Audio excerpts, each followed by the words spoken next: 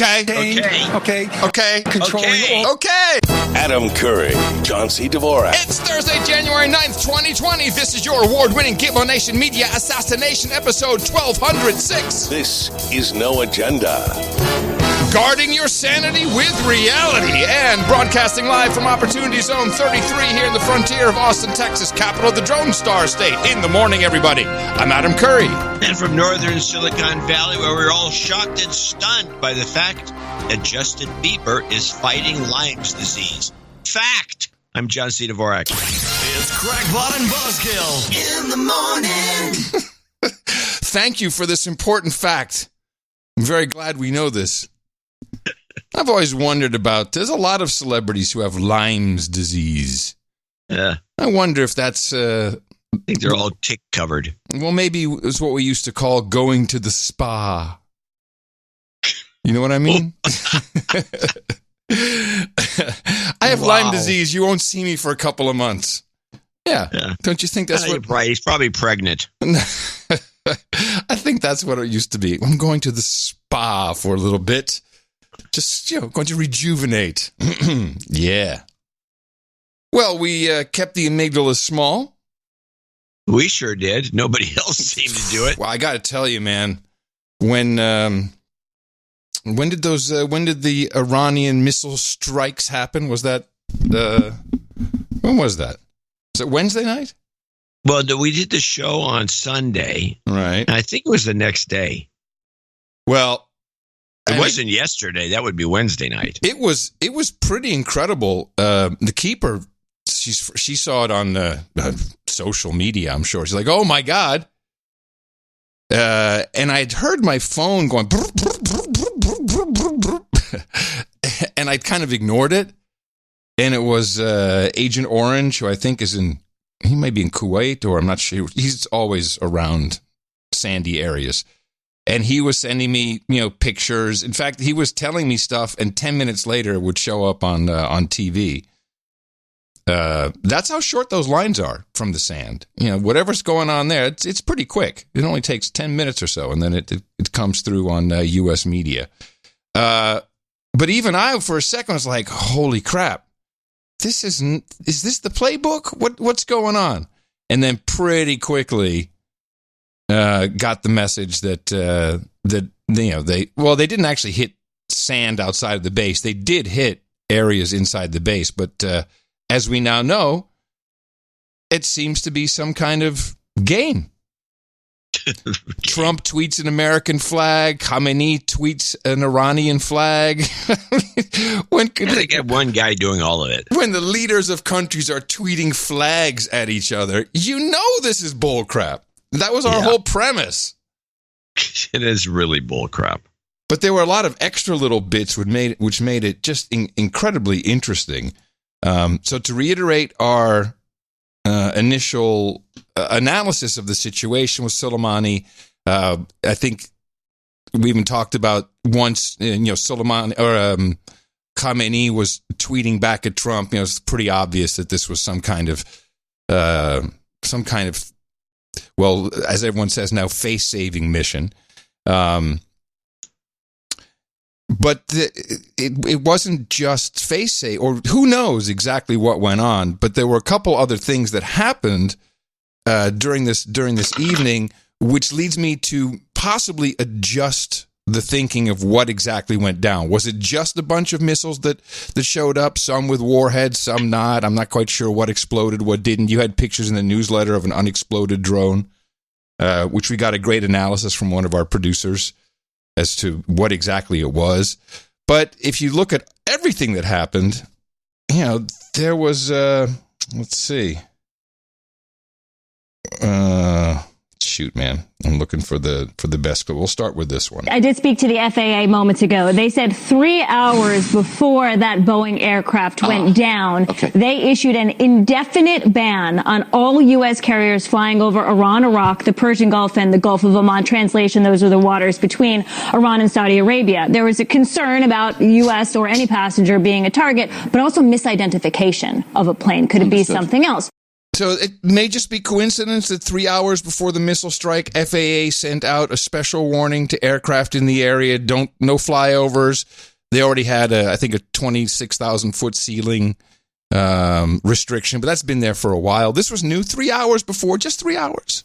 And then what happened in Iran in the last 24 hours? Yep. 50 people or more killed in a stampede during Soleimani's funeral procession. Yep. It had to be suspended. He was eventually buried in Kerman later, but 50 dead in a stampede. Then Iran launches 15 missiles directed at U.S. bases in Iraq, hits 2 of them, no casualties.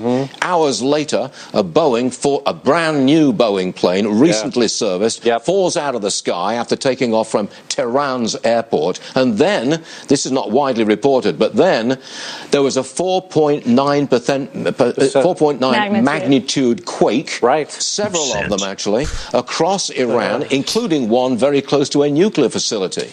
And the markets are at record highs. And the markets, thank you very much, Lauren. Yes, the markets are at record highs.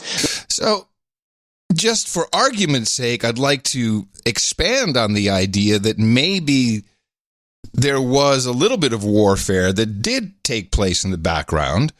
And I'm going to say it, earthquake machine, it exists. It's been talked about in the United States Congress since the early 80s. Other countries apparently have this capability. What if there was early warning, there was knowledge that missiles were going to be incoming, no knowledge if they were going to be targeted properly or not. And you know what, guys? The minute those things are flying, we flip on HARP. We let them know that we've got the goods on them. And unfortunately, the Ukrainian aircraft was in the way of the waves, and it got toasted at 8,000 feet altitude.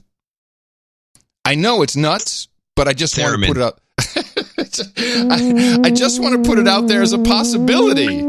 It's a possibility. I'm not saying that. I mean, the original theory is solid, but it's just a possibility. The Ukrainian aircraft accident is an interesting one. Yes, it is. It's, the most interesting aspect to me is that it was filled with Canadians. Well, not filled, but there were 60, I think. 60 Canadians? Yeah, 30 from the University of Alberta. All, most of them dual citizens, going back to Canada, but somehow, for some unknown reason, going from Tehran to Kiev to someplace, then to Canada. I don't know where they were routed that way, what the point of it was, but number of professors, a lot of students. Here's Ukraine's response, which is a take back. Big development today is that Ukraine now says a missile strike or some act of terrorism are possibilities and must be looked into. Remember, initially those things were ruled out by the Ukraine embassy in Tehran, as officials there immediately pointed to mechanical failure. That early statement was taken down, and the country said it was too early to tell what happened.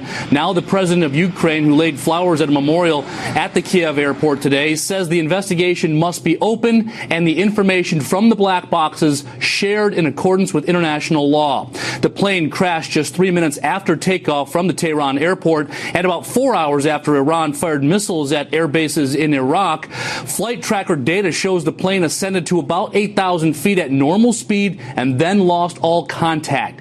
Witnesses say the plane was engulfed in flames as it plunged to the ground. There never was any communication between the pilots and the tower as the plane was going down, but officials in Iran now say the pilots were attempting to turn around the plane and land it back at the airport. Iran is blaming an engine fire, and the Western intelligence agencies also believe there was a technical malfunction that caused one engine to overheat, but many crash experts in the U.S. are skeptical. They got almost 8,000 feet, so it wasn't like right after takeoff. So the fact there was nothing coming from the cockpit probably meant that the cockpit was destroyed upon impact with something, and the pilots weren't there to make any kind of comment. Canada is also expressing the desire to have a very open investigation. They lost a majority of the 176 passengers on board. Iran says that it will not allow Boeing to inspect those black boxes, and we'll have to see if that changes in the coming days. Ugh. Very fishy. But there wasn't an explosion. It was on fire, they say. Which... Well, eyewitness accounts, you only see just a smattering of the. You don't get to watch the whole event because you're not looking there. Yeah. Yeah, it's very fishy. They show a lot of bullet holes in the tail section. Yeah. It would look like bullet holes. It may or may not be something, but who knows? Yeah, This will never get resolved. No. I don't think so either. Other than the HARP machine. Theremin. No, I'm not going to. No, I'm not hitting the theremin. All of this does come at a great time for Tom Cruise, though, doesn't it?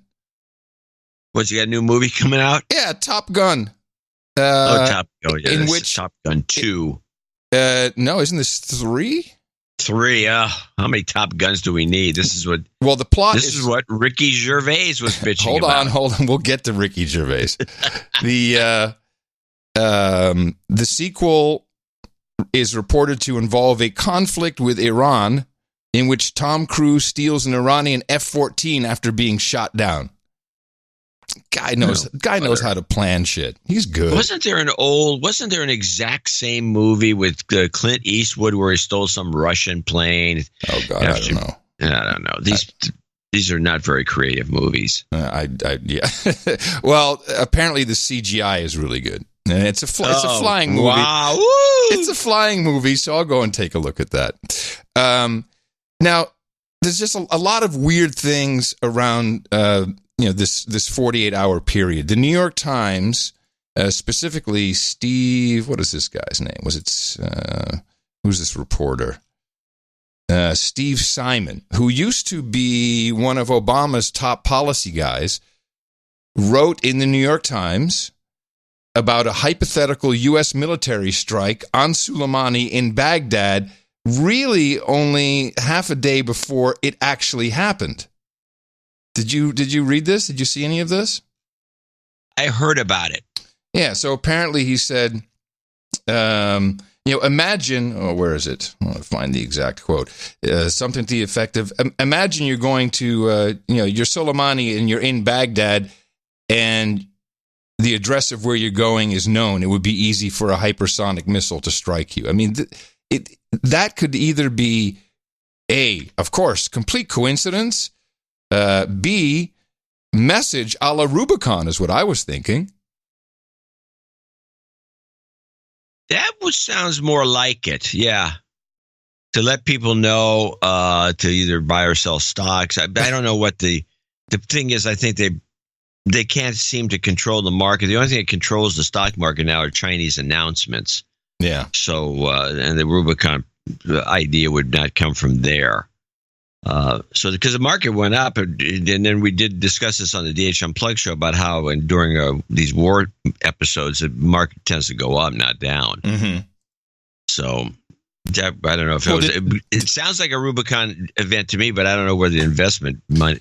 The idea of Rubicon, these things are always money makers. Maybe it wasn't necessarily an investment advice. Maybe it was just stay off of airlines. Maybe it was. Hey man, you might want to. Oh, another one I heard. Is that Soleimani had a BlackBerry issued by CrowdStrike, which I don't know if that's true, but I liked it. That's a good joke, though. CrowdStrike trying to make good with the elites of the world. Hey, man, we'll help you drone that guy. Don't worry about it. Let me see. There were. Oh yeah, this was. These are all just interesting little data points. This was. Let me see. Ro Kahana, that's a congressman, I guess. He's from Fremont. He's from California. Yeah. Well, he brought up something interesting that happened with regards to the NDAA, the National Defense Authorization Act, which was signed, sealed, and delivered by the president just 2 weeks ago.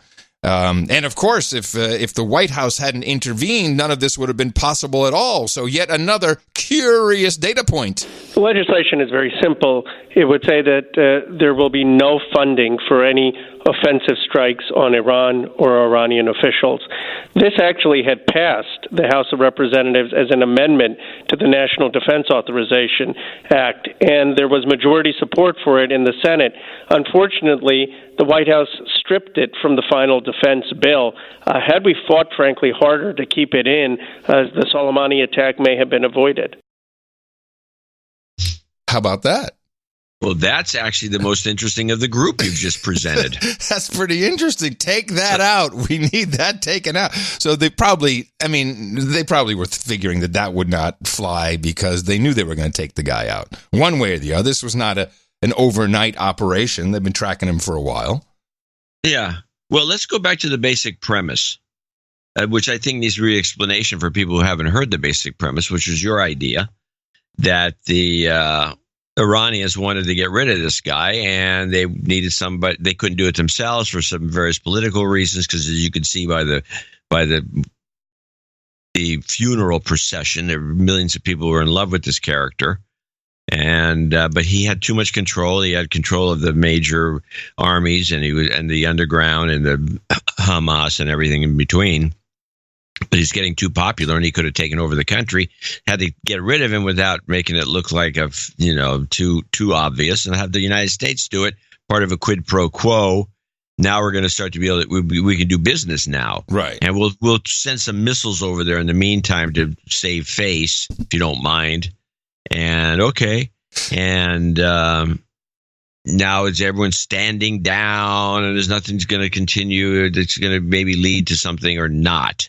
Yeah, and I think Trump's, the president's speech, which was orchestrated in only a way Trump could think of doing, coming through with the halo of light behind him. That's a Putin entrance. Surrounded by all these guys that look nervous as hell. They did all kind of look like, oh, don't fuck it up, man. Please just stick to the script. And he was bumbling through it too. He was tripping over. Oh, you had some of that? I don't have the whole thing, but he was tripping over words. I have most of it, including two what I consider to be hilarious gaffes. Okay. Because within the speech, he pulled two O'Reillys, which we've turned into one of our words. And what's the word that we keep using all the time that O'Reilly threw out there? And now it's become so common, I don't even remember what it is. I'm racking my brain. What are you talking? An O'Reilly that sounds like, you rape some woman. What is an O'Reilly? I don't remember. Bill O'Reilly came out and he put two words together and made a word out of it that we use all the time. It's so good that we can't remember it. Well, there's chat room. Here's do your job. They're trolls, man. They're not chatters. Whatever. Trolls, get to work. Bogative? What? Bogative, yeah. There you go. Thanks, trolls. See, we use it so much you don't even remember we even did it. I thought you made it up. I didn't know that Bill O'Reilly came up with it. No, we had the quote where he said bogative instead of saying bogus and something else. He came up with bogative. And so we started using it as a term. It's funny you don't even remember that part. No, I'm telling you, I swear to God, I thought you made it up. That's interesting. I don't even see this clip. Bogative? I'm looking in the archives. I don't see it. It's around. Okay. But yeah, he's the one who coined it. He didn't coin it. He just fell into it. And Trump said the same thing here. Oh, okay. Yes. Yes. All right. What are we going to play? Well, first I'm going to play a little bit of that speech. Start with part one, which is the way he starts off, which was unusual. He never says hello. As long as I'm president of the United States, Iran will never be allowed to have a nuclear weapon. Good morning. That was another part of the interesting entrance, the whole deal. That was, all I could think of is that was the message. That's the message. Nothing else mattered. Well, I've never heard anyone do a prelude. No. To a hello. Or like a teaser. It was a teaser. He was like, and I'll be right back with my speech after these words from our sponsors.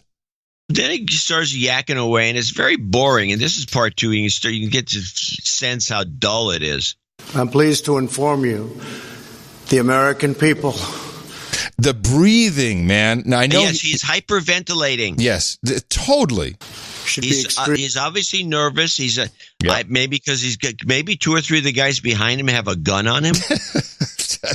I think he really wanted to do this right. This is what happens to Trump when he's in acting mode. Because he doesn't have this when he's on stage and he's just, doing his thing, doing his shtick. Oh, he's great when he's doing his thing. When he's just natural. When he's in acting mode, I have this to some degree. You're just so focused on what you're doing, what you're saying, that you forget to breathe. And once it starts, I have this on the show sometimes. and I'll have to hit the mute button and just take a deep breath because I've been talking for 5 minutes and I forgot to breathe. Sometimes I have it on the phone too. So I recognize that you get into, and so he's trying not to do the big intake gasp of air, and hold a paper bag. He's just take a paper bag and breathe into it. He really should just, hey man, excuse me for 1 second. Iran will never have a nuclear weapon as long as I'm president. He should just do it. Extremely grateful and happy. No Americans were harmed in last night's attack by the Iranian regime. Oh, he's out of breath there too. It's really bad. I think there's a couple of things going on here. One, I think that the basic no agenda thesis here, which is your invention, which you dreamed up or got from someone, or I don't know how you came from God. It came from God. Well, you and Rush Limbaugh. So I think that he's obviously part of the scheme, but I'm wondering if he doesn't trust the scheme. He thinks he may be being set up, and that he's nervous because he can't trust anybody except his daughter. Yeah, and so this is making him nervous, but he's playing along. That's wow. So he's not in charge of this of the gambit. No, he wouldn't be. Oh. He's not going to dream this kind of thing up. This is a spooky thing. It seems so simple, though. I mean, no, okay. Regime. We suffered no casualties. All of our soldiers are safe, and only minimal damage was sustained at our military bases. Our great American forces are prepared for anything. Iran appears to be standing down, which is a good thing for all parties concerned and a very good thing for the world. No American or Iraqi lives were lost because of the precautions taken, the dispersal of forces, and an early warning system that worked very well.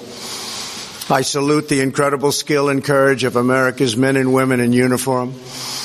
For far too long, all the way back to 1979 to be exact, nations have tolerated Iran's destructive and destabilizing behavior in the Middle East and beyond. Those days are over. Iran has been the leading sponsor of terrorism, and their pursuit of nuclear weapons threatens the civilized world. We will never let that happen. Just on the early warning system, retired General Douglas McGregor had the following to say, and I think he may have let a little bit more slip out than he intended. The president is very lucky. These missiles, as you pointed out, were targeted in advance, and we were informed in advance of where they were going to land, so we were able to evacuate soldiers, sailors, airmen, and Marines and have no casualties. The president made a right decision not to respond. Now he needs to live up to the promises that he made to the American people and pull us out of both Syria and Iraq. So that's not just an early warning system that tells me something was launched. He said they were targeted before, and we knew where they would land. Yes, which, by the way, I should mention this. We did have one of our producers go on about this possibility being bullcrap.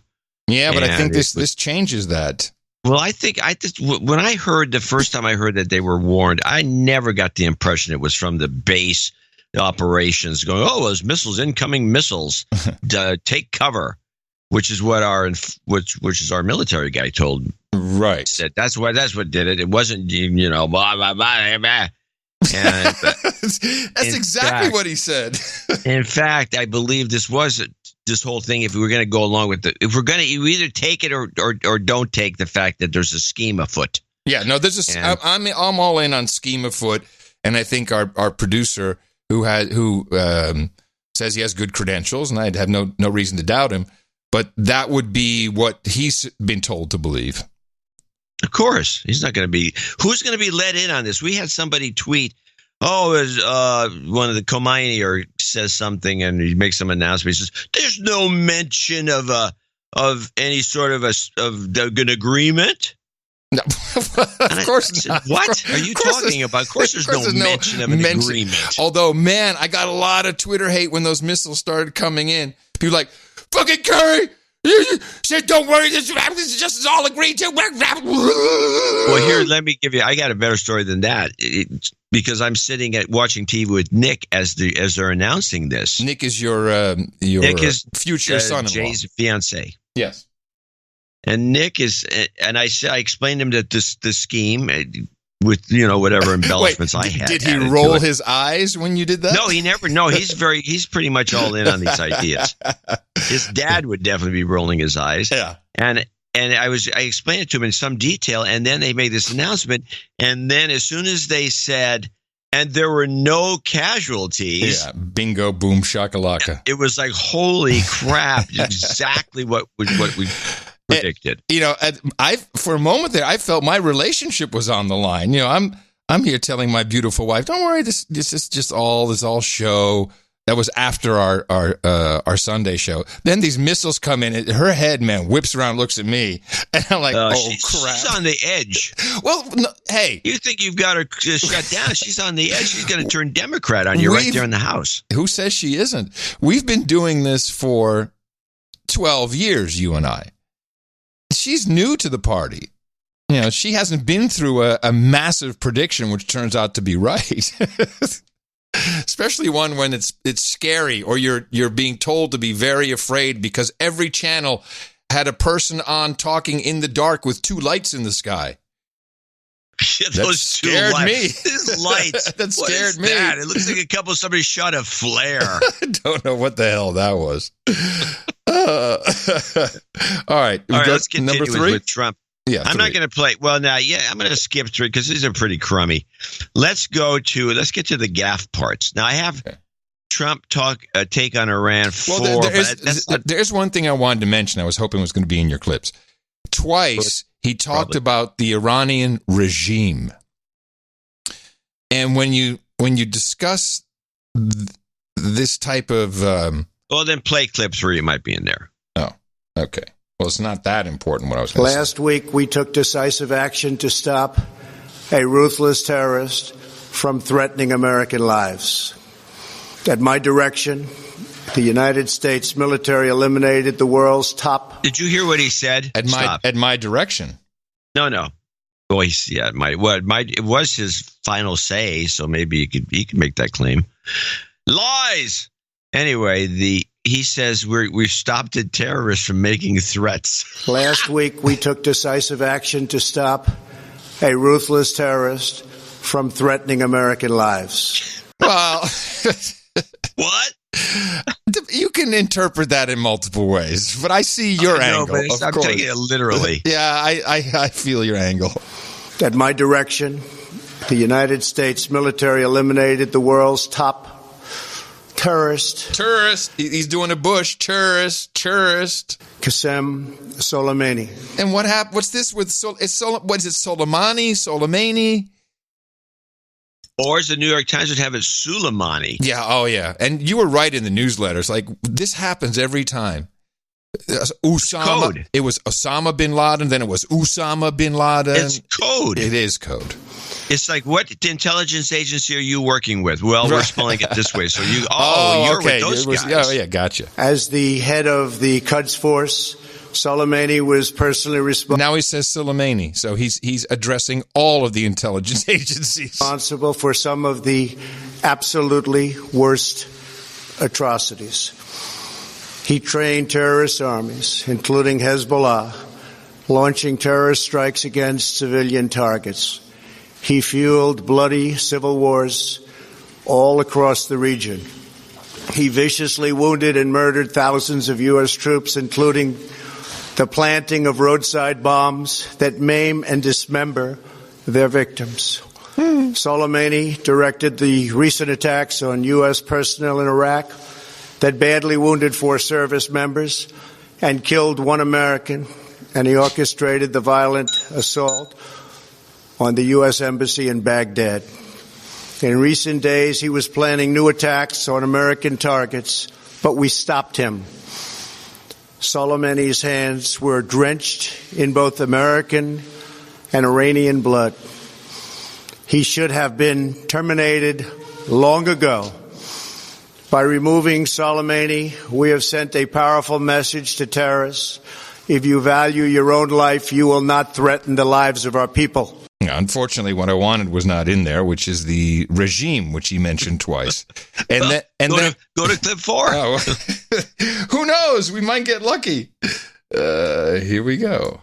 As we continue to evaluate options in response to Iranian aggression, the United States will immediately impose additional punishing economic sanctions on the Iranian regime. See, this almost no one talked about that.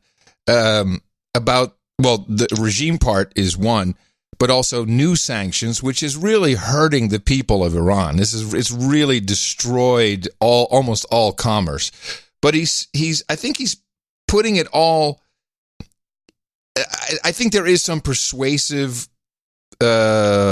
verbiage going on here, using regime, not saying government, not saying supreme leader, not saying president, no, regime. And that can only mean that we're talking about a regime change, as near the end of the speech, I don't know if you have it, he said, hey, the people inside Iran are all pissed off.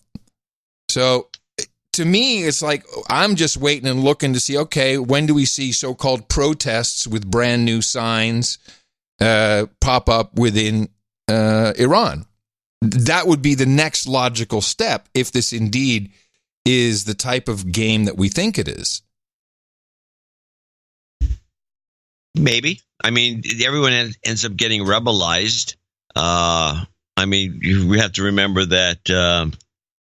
Hold on. We have to remember that Libya was a good example. This one, Trump had to put some tents up for the guy, so he could stay. Because what was it? No hotel would allow him to. Yeah, because he wanted too many floors. Right, and so he let him set up tents with all of his. Gaddafi set up tents. Yes. He lived in tents set up by. Of course, they're usually living in tents there. He set up tents by Trump. God, I wonder if we still have that clip. We must have had a clip about it, or maybe we only talked about it. Well, let's get to the gaffes, because I think they're the part we want to listen. All right, let's do it. Okay, you're going to have to spot the gaffe. This is part of the game. Okay. And it's an O'Reilly-style gaffe where he actually makes up a word. And this will be the Trump on Iran for gaffe 1. Iran must abandon its nuclear ambitions and end its support for terrorism. The time has come for the United Kingdom, Germany, France, Russia, and China to recognize this reality.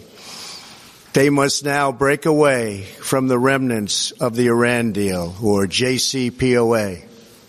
And we must all work together. Wow, hard swallow on that, too. Besides the breathing, listen to the swallow. Or JCPOA. And we must... Hey, stop for a second. You know, the one thing that people have to realize about this show, because we realize, in fact, you were, I think, are the first one to point it out seriously when I was playing these old clips from TV shows. Yeah, how bad the acting is. How bad the acting is that if you just listen to the audio. Yeah, you hear as opposed so to much. if the show was on video. If this show is on video, we'd miss a lot that we catch. Everybody would be too distracted by my tics. Well, there's that. But we just keep you off camera. But the point is that you cannot catch a lot of this stuff unless you listen. Yes. Exactly.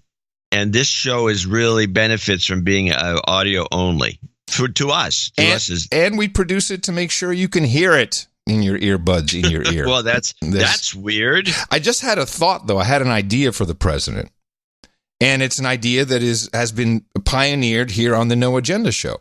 From time to time, I have a tick, which is a sniffing tick. Yes, I heard it. And that's why I did it. But no, I've heard it before. Oh, yeah, but it's really sometimes much worse than you would know, because I have a foot pedal right here. And so I just touch the foot pedal. That's what Trump needs. For every time he steps up to the mic, so he can just, he'll talk like this, and then he'll just hit the pedal, and you didn't hear the snort. Because the sniffing and the breathing is distracting. I think so too. That's why he's so much better when he just does live. Yeah. So it's just an idea. It's this is actually, and I know someone listens. This is the Rolls Mic Mute MM11, and you could put it right in line with his setup, and he just steps on it with one foot, and then the problem's over. Yeah, and he said, "What do you got there?" I got a wah-wah pedal. Or you could have a whole board, so he could actually step on something else. Wow. Or he could add a little echo. It's just for the Iranian regime, he could do. Oh shit! Wow! Put an echo. Yeah, that'd be great. Hold on. I can't get it off. There we go. Oh man, what's going on? Oh shoot! I'm sorry I'm stuck. I'm stuck in echo hell. Well, luckily I can't hear it. You can't hear the echo? Well, believe me, it's. Oh, hold on a second. You're stuck in echo mode. Is that it? What about me? Am I in echo mode too? Yeah. Hello, everybody. Yeah, we're both in echo mode, but I can't seem to get it to stop. Hold on. Maybe this will work. Just after bragging about how great the sound is. Well, it's. Oh, God. I wonder what double echo sounds like. No, let's not. Okay. Oh, shit. This is the thing. Double echo. My console is frozen. Okay. Wow. Hold on. There we go. I did it. Woo! Sorry about that. Let's get back to the president. The Iran deal, or JCPOA. And we must all work together toward making a deal with Iran that makes the world a safer and more peaceful place. We must also make a deal that allows Iran to thrive and prosper and take advantage of its enormous untapped potential. Iran can be a great country. Peace and stability cannot prevail in the Middle East as long as Iran continues to foment violence, unrest, hatred, and war.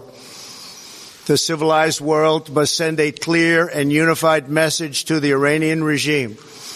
Your campaign of terror, murder, mayhem will not be tolerated any longer.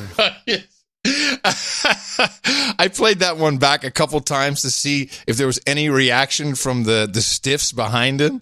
There was, I think it was Esper, the defense secretary. He shot a quick look like, oh God, there he goes. Tolerated. What exactly was the word? Well, play the clip. I have the ISO of it, which is ISO GAF 1. Trump. Oh yes. Oh, these are out. Those are ISOs. Yeah. Oh. Will not be tolerated. Tolerated. Tolerized. You're tolerized. It's being rubbleized, only it's the opposite. Tolerized. You're tolerized. Well, I think that's the word. Tolerized. Will not be tolerated. No, it's tolerated. He says. Well, he said tolerized as if he was Brazilian, let's say. but it's still tolerized. I'm staying with tolerized. Okay. How do you spell tolerized? Tolerized. Tolerized. Tolerized. Yeah, tolerized. Okay, new word. You hear that? Word. Merriam-Webster? Tolerized. Just so I like it. Yeah, it's okay, good. let's go to now. He's got a second one in here, which we can play the long version, which is obviously the GAF 2. Today, I am going to ask NATO to become much more involved in the Middle East process. Over the last 3 years, under my leadership, our economy is stronger than ever before, and America has achieved energy independence. These historic accomplishments change our strategic priorities. These are accomplishments that nobody thought were possible. Wait a minute. He said a couple of things in there. Hold on. Here. There's one in particular. Here, this one. These historic accomplishments change. A compliment. That's it. A compliment. It's a compliment. I'd like to compliment you on that, which I think means so we got tolerized and a compliment. They sound like words. They do sound like words. A compliment. I don't understand why the mainstream media doesn't joke about that when he does that. It's hilarious. It is hilarious, and they don't joke about it because they have no sense of humor. Oh, there's that. So I have two opposing clips. One is from a professor at the University of Tehran. This is on Euronews, so that should tell you enough about the outlet. And this is how the professor, what is his name here? Saeed, let me see. What's his name? He is, well, I can't find his name. He's a professor at the University of Tehran. And here's what he says the feeling is and what people thought inside Iran of Soleimani. People in Iran are outraged. Oh. And obviously the people in Iraq are also outraged because the Americans also murdered a senior Iraqi war hero who was the deputy head of the Popular Mobilization Forces. These two gentlemen, the Iranian general and the Iraqi commander, they were the people who basically pushed back ISIS from Baghdad and expelled them from Iraq. These are the same people who Trump himself, when he was a candidate, was saying that they're the ones who are fighting ISIS. But unfortunately, the United States behaves like a rogue regime, and the U.S. media, because of its sheer power, hides this reality behind the narrative. The United States is bombing Iraqi government positions. It has murdered an Iranian senior official, an Iraqi senior official, right inside Baghdad International Airport. And they did this in contravention to Iraqi sovereignty. They did this despite the fact that the Iraqi prime minister said that they have no right to carry out attacks in the country.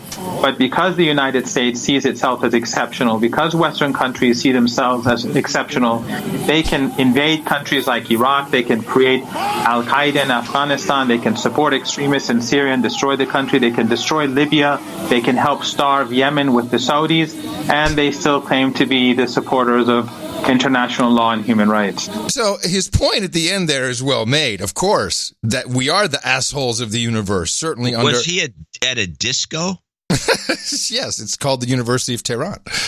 Yeah, totally. Certainly under previous U.S. regimes, we have done all of that. Absolutely. Yeah, of course. But this guy is clearly in one part of Iran, but there's multiple parts inside. And I was someone sent me, what's the travel guy, Steve? Rick Steves, yes. And in 2014, he did an episode on Iran. It's in the show notes, nashownotes.com. And, you know, what you see consistently is, of course, young people, because most of the country is under 30, I think. That's pretty young. Young people who are very, very clued in. They have, you know, lots of, in fact, when the internet first started exploding, the number one language on the internet was Farsi, not English. That's probably been overtaken by now, but for years, Farsi was the number one language on the internet. I find that not true. I'm talking 93, 94, 95. Yeah, in the 90s. I'm talking 90, 91, 92, 93, 94, 95. I don't think so. Okay. Well, I'll find some reports. I mean, I don't know how anyone measured it to start off with, but yeah. Anyway, they're very literate, internet literate, and they love America, and they love Americans. They just hate their regime. And one of those who hates the regime is a fairly famous Iranian YouTuber. And she gets probably about 100,000 views on her videos when she's talking. She's done a lot of videos about Syria, etc. But this one got 3 million views, so I chopped it down to about a minute and a half so we can get her take. And she partially grew up in Iran and is now an American citizen. I'm an Iran watcher. I'm an Iraq watcher. I'm a Syria watcher. I'm an Afghanistan watcher. And for the people on the ground, they don't hate America. They don't hate Donald Trump. In fact, there's a lot of trending hashtags right now from Iran on Twitter. Thank you, Trump. We thank you. Thank you for, Soleimani, thank you. Go look for yourselves. And people in Iran are happy. And they are giving out, in the Middle East, it's cultural practice to, when something wonderful happens, when there's a marriage or when there's a celebration, you give out cookies, you make cakes. And you should see the videos that are coming out. People are baking cakes. People are giving out cookies in public in the streets because they're happy. I mean, I don't know. Do we live in a closed society that we don't know that most people in the Middle East are not free? Specifically in Iran, it's an Islamic state. There's no freedom of religion. There's no freedom of speech. There's no freedom of peaceful, protest. And for anyone who disagrees with the regime, they're arrested, they're jailed, they're tortured, there's a lot of video coming out right now about, the funeral of Qasem Soleimani. It's so much propaganda, you guys. The regime has been saying death to America for 40 years. They forced us in school to say death to America. I was 7 years old. I didn't know what I was saying.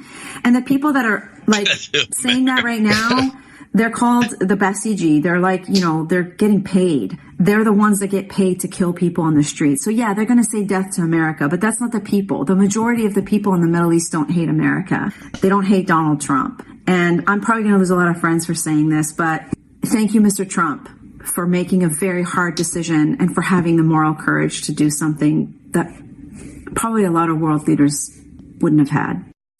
Now, my experience with Iranians, or as they prefer to be called, Persians, certainly in Los Angeles when I lived there, I knew a number of them, but also Lex's wife, she's Iranian. They go back and forth to Tehran a lot.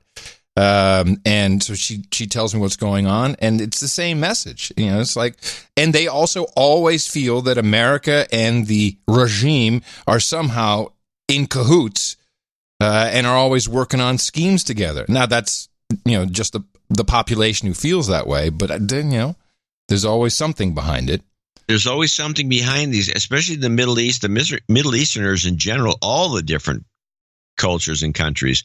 They're very gossipy, and they yes, they are, and they tend to come up with these sorts of analysis, not dissimilar to ours in many cases, and a lot of it is right on the money because it gets verified because they're so open about discussing this stuff behind everyone's back. So what would be next on the horizon? It's possible that there are other evidences that we are working with them.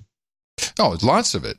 Oh, by the way, BBC reporting that CBS News is reporting that U.S. intelligence says a satellite detected infrared blips of 2 missile launches followed by another blip of explosion, therefore saying that Iran mistakenly shot down the Ukrainian plane. There goes the earthquake machine theory. Well, it doesn't explain the earthquakes. Earthquakes happen. 2 blips. SIGINT or who knows who decided that there was a blip of showing a missile. 2 blips. And hitting 2 blips. Bang, bang. Followed by another blip. I love these technical explanations. Yeah. Blip, glitch. Blip, glitch. Yeah, exactly.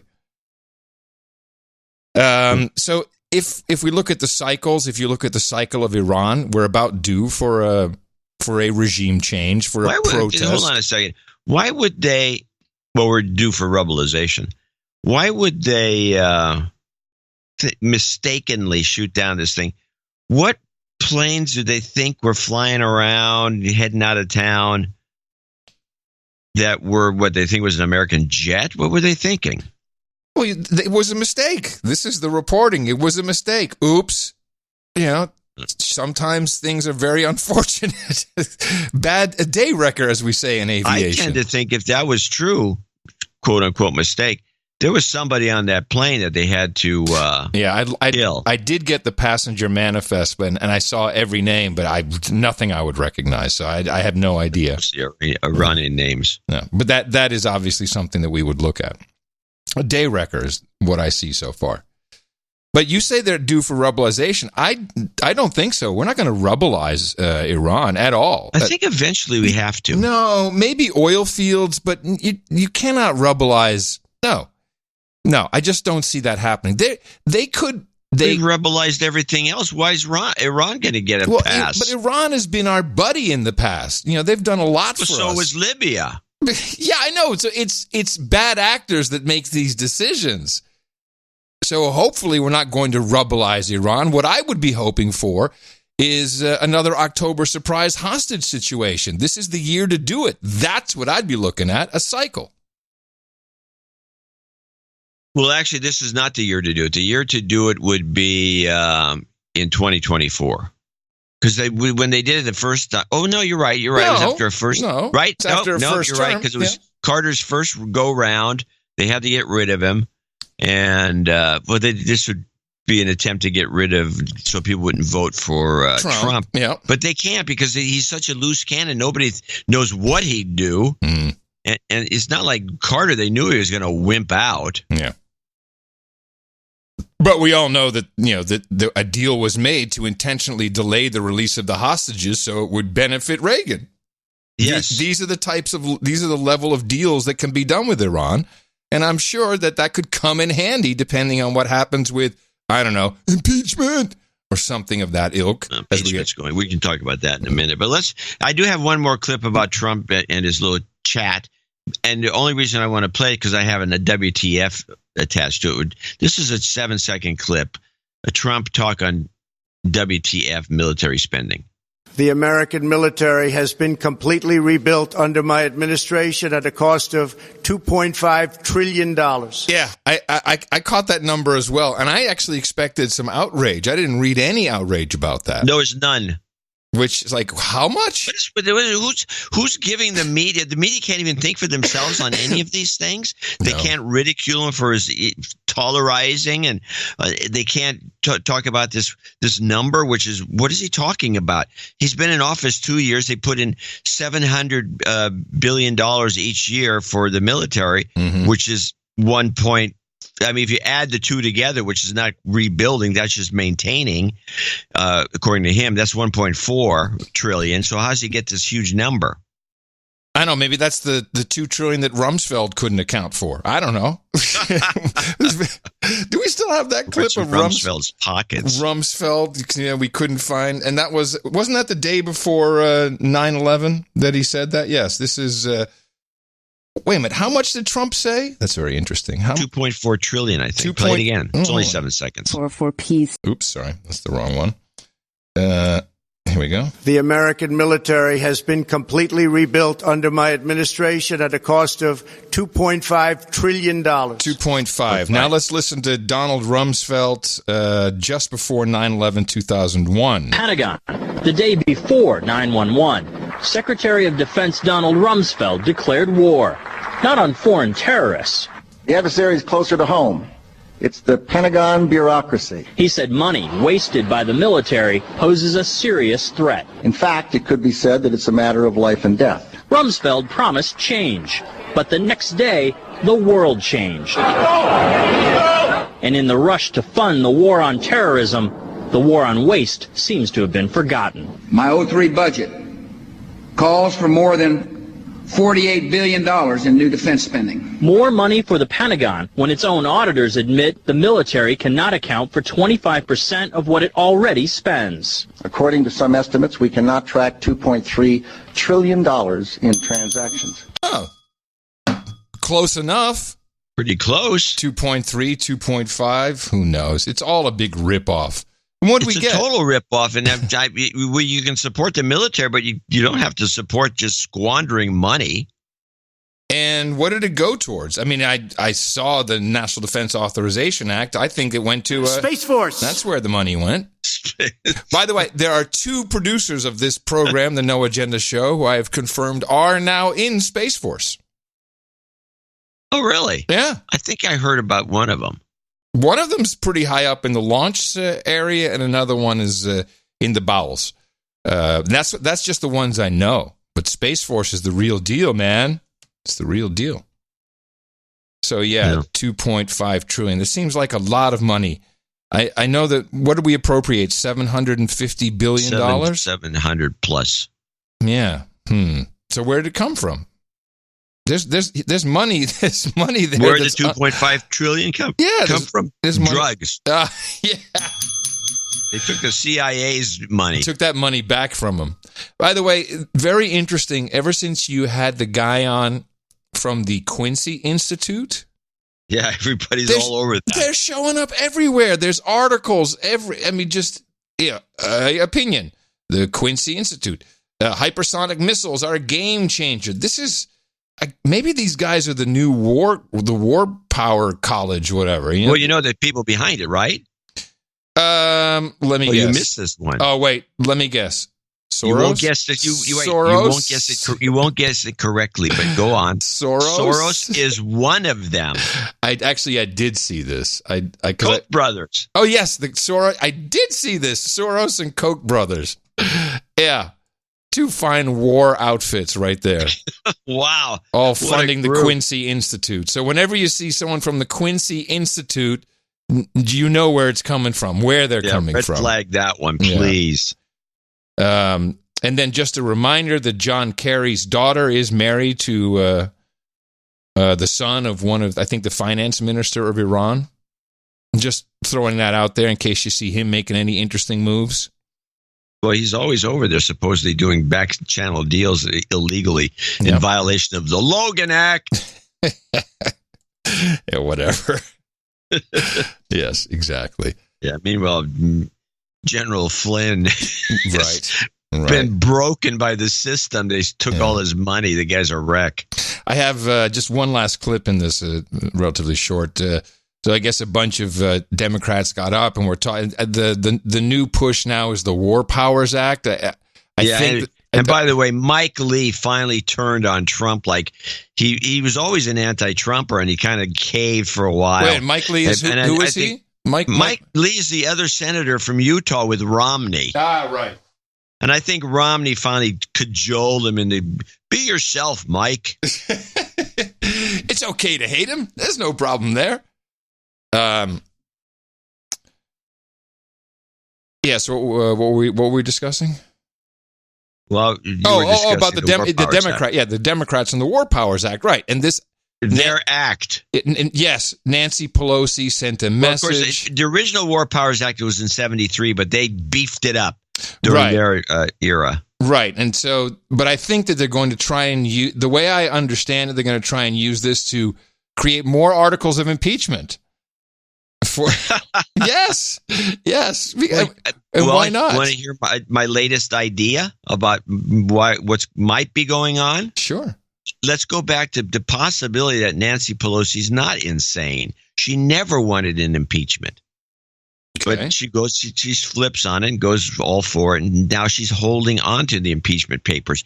She knows that to the embarrassment of the Democrats, if she pushes these impeachment papers over to the Senate, which unlike all the right wingers are, they can, the Senate can just do what they want, right, and they can just acquit him without even getting the paperwork. But they're not going to do that. Nobody's going to do anything, and I'm sure that Pelosi would be talking to the McConnell over there at the Senate about what can we do to prevent this from happening, because it's an embarrassment to the party. So this would be a way out? Here's my thinking. Now I'm not fully sincere or fully subscribed to this. I'm just putting it out there as a possibility. Mm-hmm.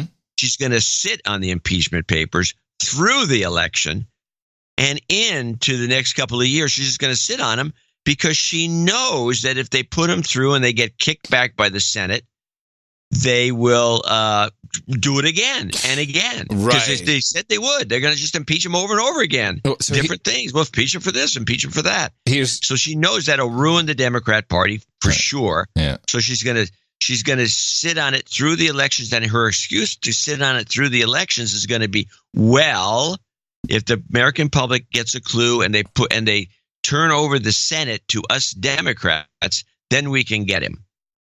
So let's just wait. Right. Well, that would make sense. Because she doesn't want to see, I'm thinking this possibility, she doesn't want to see the Democrats get kicked back. They kick back the impeachment by the Senate, will kick it back, except for Mike Lee.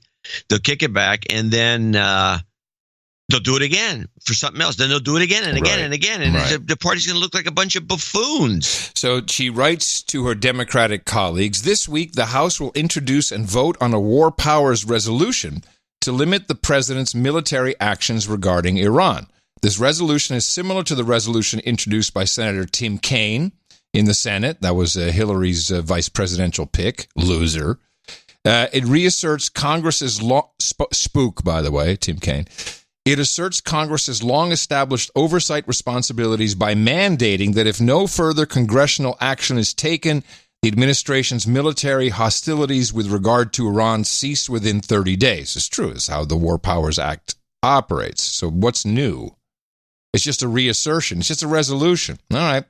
The House resolution will be led by Congresswoman Elisa Slotkin. She is a... It says right here, Congresswoman Slotkin is a former CIA and Department of Defense analyst specializing in Shia militias. Sounds like the man for the job. Wow. Should we put somebody in that actually represents the public? She served multiple tours in the region under both Democratic and Republican administrations. Multiple tours? Tours. What does that mean?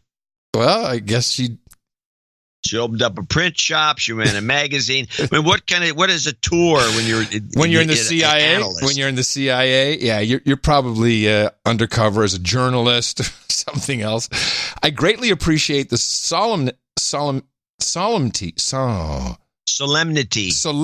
Thank you. Salam to you too. I greatly appreciate the solemnity with which all of our members are working to honor our responsibility to protect American lives and values. No mention of her true oath, which is the Constitution. Thank you for your patriotic leadership during this difficult time. So, wow. It's really nothing new other than a television moment from what I can see, because this is just showboating. It's a resolution which is not law. It's just it's the same as impeachment. It's basically another article of impeachment in this resolution. And of course he's going to take it past 30 days, like every other president before him has done. Look at Syria. And I can't believe these senators, and I think it was mainly senators, who were bitching and moaning about, well, we got a briefing, it was no good. You know, it was like, I looked over all these documents. Most of the senators thought the briefing was fine, if not really good. Except for Rand Paul. Mike Lee. And Rand Paul, too, I think. Rand Paul, they're using Rand Paul as some sort of a foil. I'm not sure what Rand Paul's up to. Is Mike Lee a former spook? I don't think so. So anyway, I'll look him up. I mean, he might be. I'll look him up. So the Democrats are up there talking about this, and in the background, if you watch the video would be handy for this very moment. Ilhan Omar, the Congresswoman representative from Minnesota, she is in the background, yuck, laughing it up. She's guffawing with some of her cohorts behind.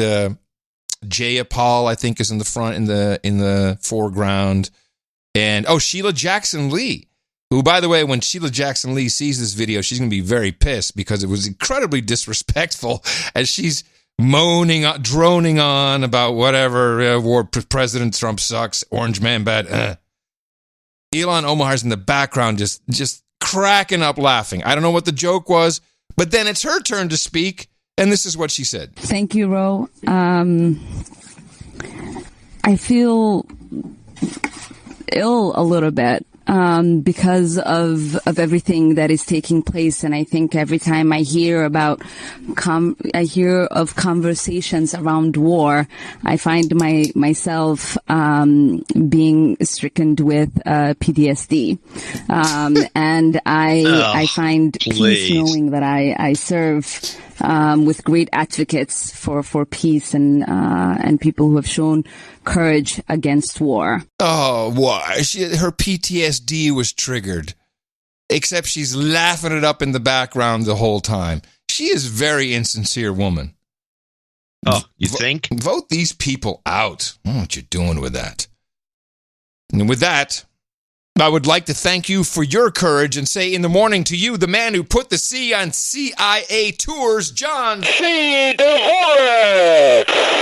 In the morning to you, Mr. Adam McCurry. In the morning, all the ships at sea, food in the air, feet in the air, subs in the water, the ships at sea, the days and the nights out there. And food in the fridge. In the morning, to our trolls in the troll room at noagendastream.com, which is truly the legacy of the No Agenda Show.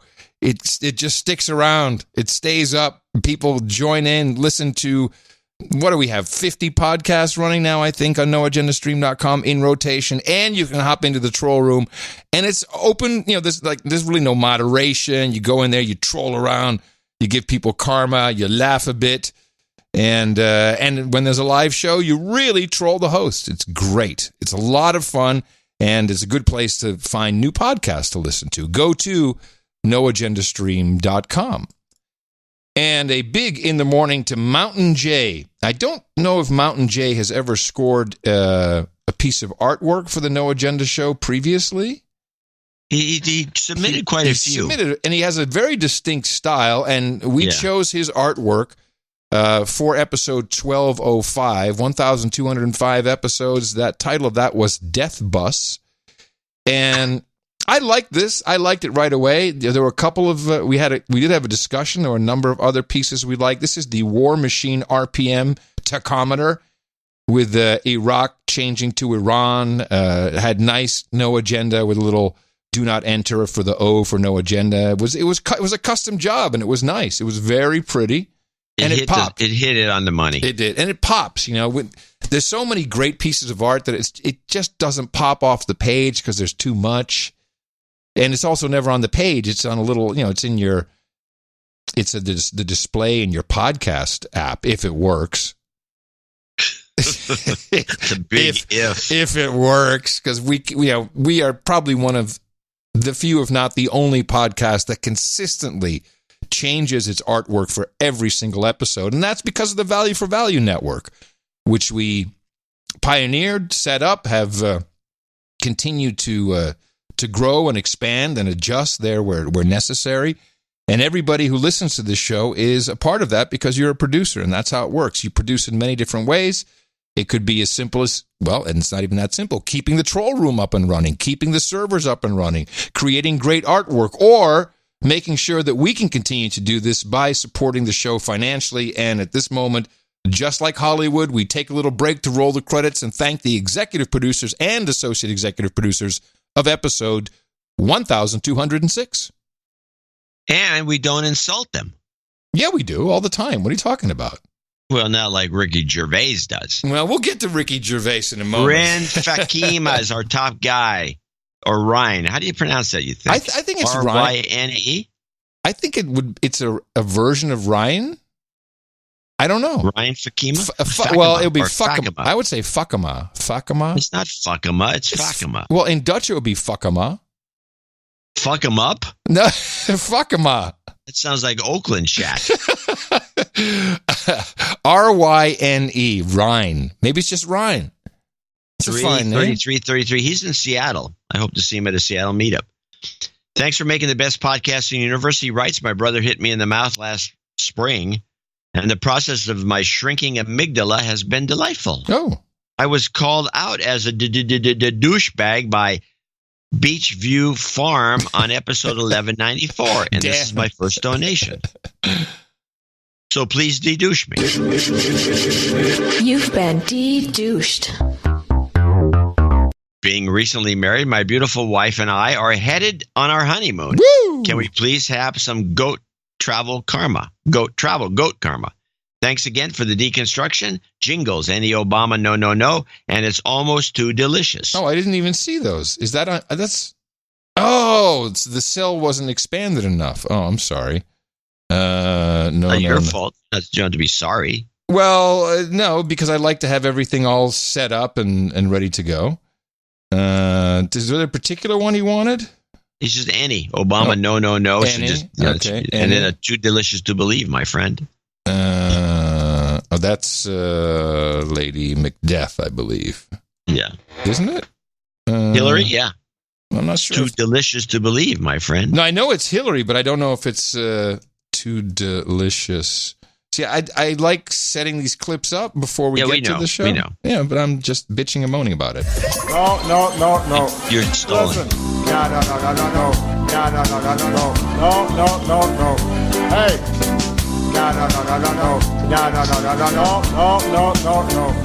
What? No. Listen. No. Hey. It's almost too delicious to believe, my friend. You've got karma. Just a tip, John. Just a tip. When I'm seemingly talking out of my ass now about, I know what you're doing. You're looking up the clips while so you're you could stalling. What you could do is you could jump in and help me. You could throw it to me. You could just grab it. Why? After 12 years, I shouldn't have to throw it to you. You should just grab it and run with it. I was actually trying to get it, but then you were grousing back at me. You were not getting anything. I was moving in to grab it. You had slippery hands. You didn't even notice all the cues I had. I'm going to take it. I'm going to take it. You did not give me single cue at all. 10 at least minimum. Most unprofessional moment of our career. I couldn't have done a better job. And that's how it works. Anonymous, $324 from someplace. He's from HR. Where's that? Hong Kong? Hungary? Hungary, maybe. I don't know. I don't know HR. Is he from HR? We're in trouble. What did I say? What did I do wrong? Oh, yeah, he sent this in. He's donating $324 or 18 squared. Croatia. Henceforth known as the Lucky Jew donation. It's Croatia HR. Oh, okay. HR. Does that give us great. Croatia, great. Anybody who wants to go traveling, I would recommend Croatia as a place to visit. Oh. It's just dynamite place. Food's good. They eat a lot of fish. But food's good. It's beautiful. It's a tremendous place. We went through this. We know the 18 squared. We've talked about this. I lost track of it. When Jews give money, they usually do it with an 18.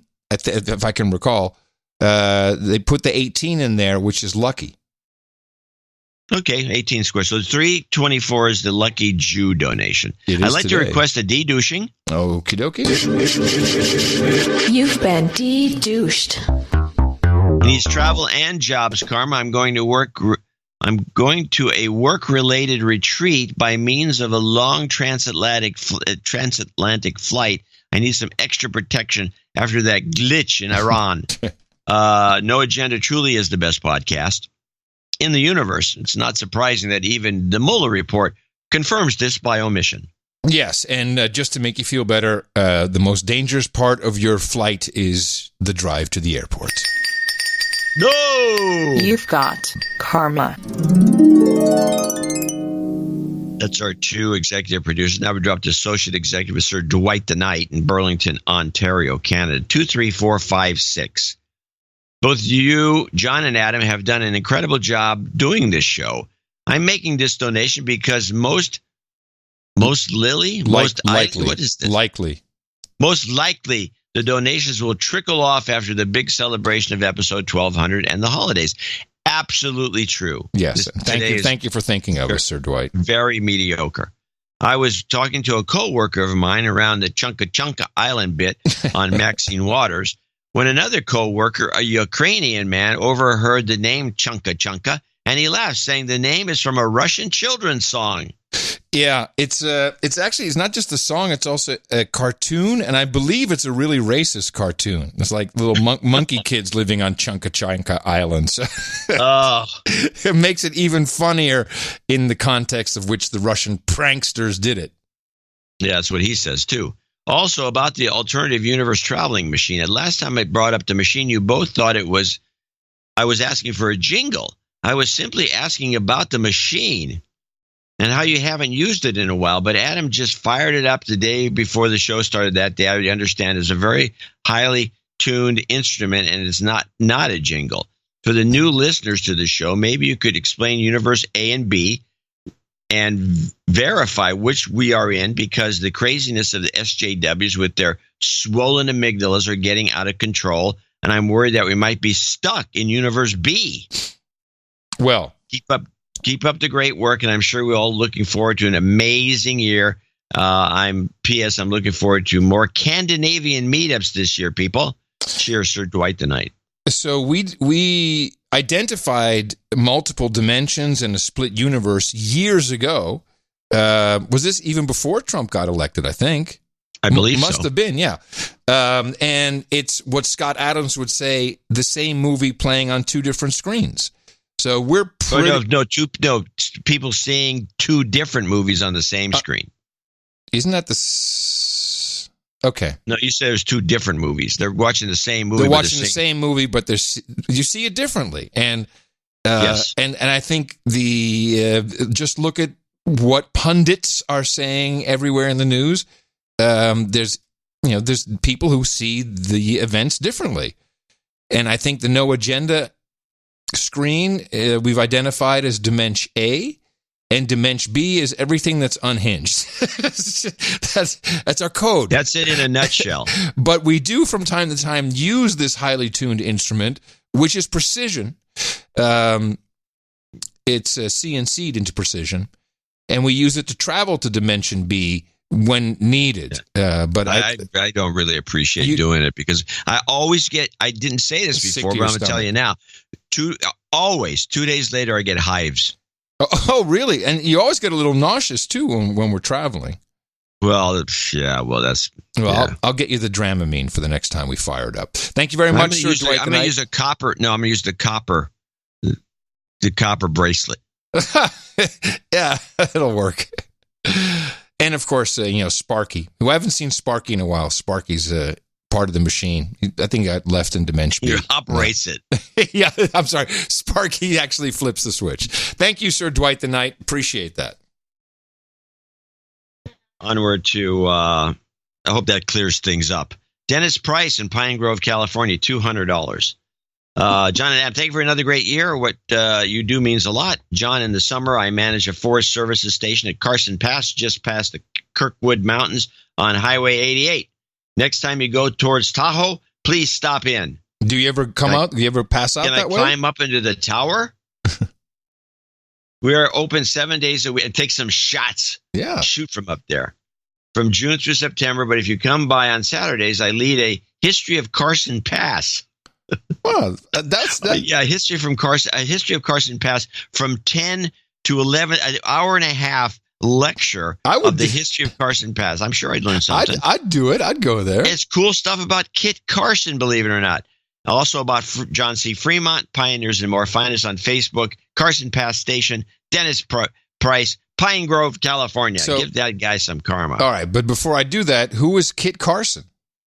Kit Carson, he's an American hero. He's a kid. He's like that era of Daniel Boone and Davy Crockett, Kit Carson. Oh, I expected a little more from you. I mean, we have... I don't have any more than that. I'm not a big Kit Carson fan. It's an international show. Well, Carson City was named after Kit Carson, the capital of Nevada.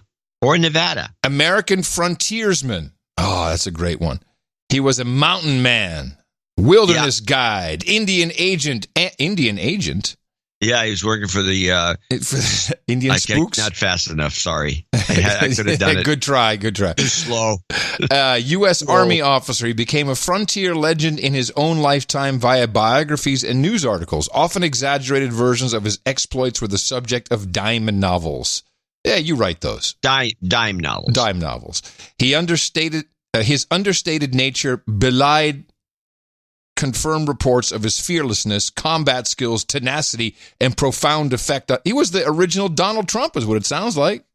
Yeah, maybe. Here's some karma for you. Thank you. You've got karma. And always nice to learn something new. Fabian Scherschel. Oh, it's going to be Deutsch, because he's from Deutschland. Scherschel. Fabian Scherschel. Wow, that's $200. He's from Deutschland. Scherschel. Last donated for show 601 went overboard for quite a while, but now I'm back with and loving the show recently. Felt like it was time to chip in again. I'd like to call out Brigadier Bradshaw as a douchebag. And then he'd like a dealer's choice of Reverend L. Best regards. Fab ex-Linux outlaw, not operating radio nowhere at random org. I'm not getting any of this, but okay. There's some code in here I don't get. Read it again. Best regards, Fab, ex-Linux outlaw, now operating Radio Nowhere. Okay, so operating Radio Nowhere. Okay. At Radio what? NW.org. RadioNW.org. Oh, yeah. Oh, you should check that out, actually. RadioNW.org? Yeah, he put some interesting stuff on there. I think some of that should be on our stream. But yes, he's always tweeting about Radio Nowhere. RadioNW.org. Well, thank you very much, Fabian. We'll catch up to this. I'm sorry I was flat-footed. Yes, and I'm going to jam a karma after this, too. RESPICT. You've got karma. And that's our 2 executive producers and 3 associate executive producers for show 1206. I want to thank them for helping get this show produced. Yes, it is incredibly important because we need to pay bills as well. And it's not just the rent. We got servers. We got a lot of stuff. But more importantly, it's necessary to keep this show going. It's what you do as producers. And thank you to our executive and associate executive producers who understand the need and jumped in and helped when it was certainly necessary for this week. And we'll be thanking more of our producers in the second donation segment. And please remember that we'll be here every Thursday or second Sunday, whatever you determine it is. All you have to do is support us. Go to Dvorak.org/NA. Pretty sure you could be the smartest one at the water cooler now that you know what actually went down. Our formula is this. We go out, we hit people in the mouth.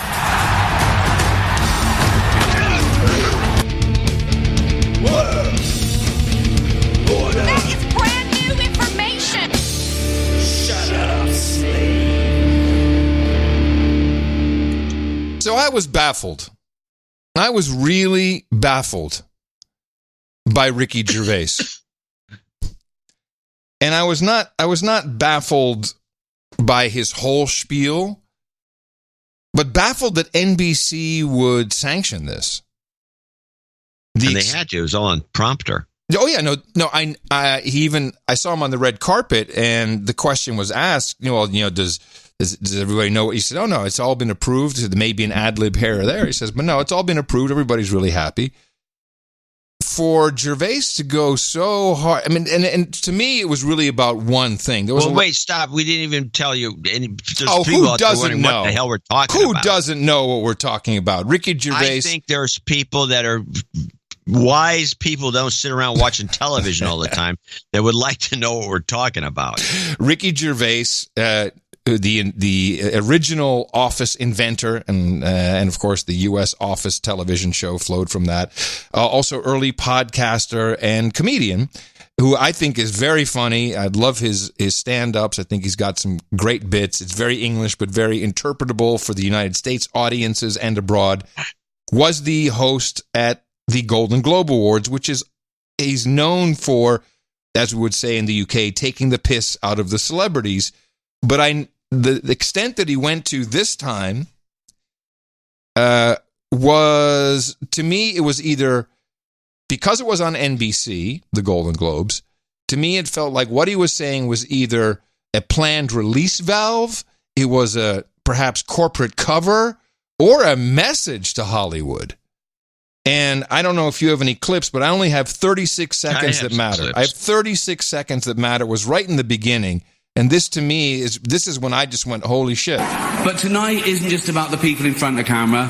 In this room are some of the most important TV and film executives in the world. By the way, he does say important. I'll let him slide because he's British, but he's dropping his T's. Executives in the world. People from every background, but they all have one thing in common.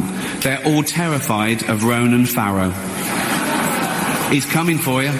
He's coming for you. Look, talking of all you perverts, it was a big year. It was a big year for paedophile movies. Surviving R. Kelly, Leaving Neverland, Two Popes. Shut up. I don't care. So, the Ronan Farrow relationship with NBC we've read a lot about it. And for NBC, in effect, to condone the message or propagate the message, he's coming for all of you. I really felt it was more than just this is funny, because it wasn't funny to most people in that audience. I don't think, at least there wasn't all that. There was a lot of grimacing, but I felt it was a message. It's interesting you point that out, the Ronan Farrow NBC connection, and he would go. You know what the last thing he said at the very end when he signed off for the show? I forget. Well, you didn't probably see it because you would have forgotten it. No, I did see the whole show. Then again, you didn't hear it was bleep, but you could see his lips. His last words as he left was "fuck off." That's how he ended the show. Could be. No, it could be. I don't remember. I just don't remember. So that's what he said at the end. But he said that a number of times. Yes. In fact, he said it on one of the clips. Yes. That I remember. Yeah, where he says, "Get your award and fuck off." That was what he was saying. Yes. He could have said "sawed off" or "buzz off" or anything else. It would have stayed in there and have been better for clipping, because now you get your award and blank. Because they didn't beep him. They cut it. They silenced him. Yeah, it was just they cut it out. They cut out the sound. Well, I have that same clip, but mine's a slight variation on yours on the pedophiles, which is one of the things you opened with. Let's play this. But tonight isn't just about the people in front of the camera. In this room are some of the most important TV and film executives in the world. People from every background. What? You can stop. It's the exact same clip. I just wondered if I started at the exact same point you did. Yeah. It's kind of amusing. No, all right, let's go on. Typical. Now, here's the part, just as Gervais, this is the part I thought that everyone picked up on, which was the accepting the awards clip. Right. And this is what got all the play, which is why I immediately wanted to remind us about the Ronan Farrow comment, because this is, of course, what people love to hear about the Hollywood elites, because it's so easy to hate them for these very reasons. If you do win an award tonight, don't use it as a platform to make a political speech, right? You're in no position to lecture the public about anything. You know nothing about the real world. Most of you spent less time in school than Greta Thunberg. So, if you win, right, come up, accept your little award, thank your agent and your God. And then it was cut. And then he tells it. Right. Now that is a throwback, and the audience did not like that. But back in 1978, I put 76 on here. Patty Chayefsky is the clip. Patty Chayefsky went in front of the Academy Awards after Lynn Redgrave. Oh my gosh, back in time. Yeah, Lynn Redgrave went off on Jew hate, how Israel's a horrible place. And went on and on and on. And Chayefsky. And who is Chayefsky? I'm sorry. Patty Chayefsky is the greatest screenwriter ever. Okay. And you can look up at his credits. He's got everything that's really, whoa, I know that. I've seen that.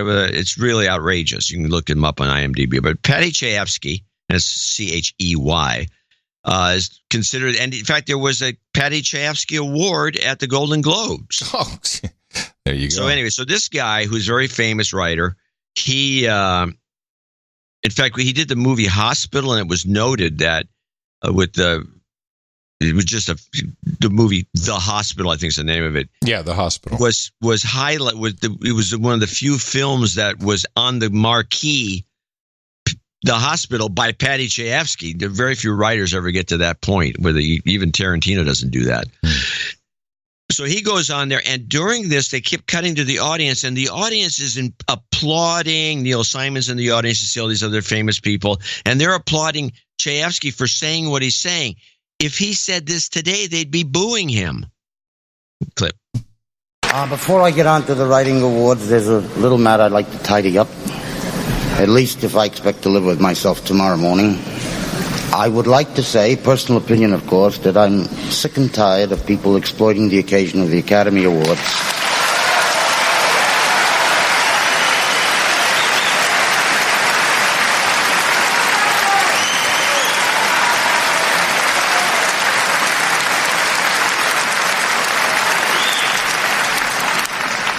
for the propagation of their own personal political propaganda.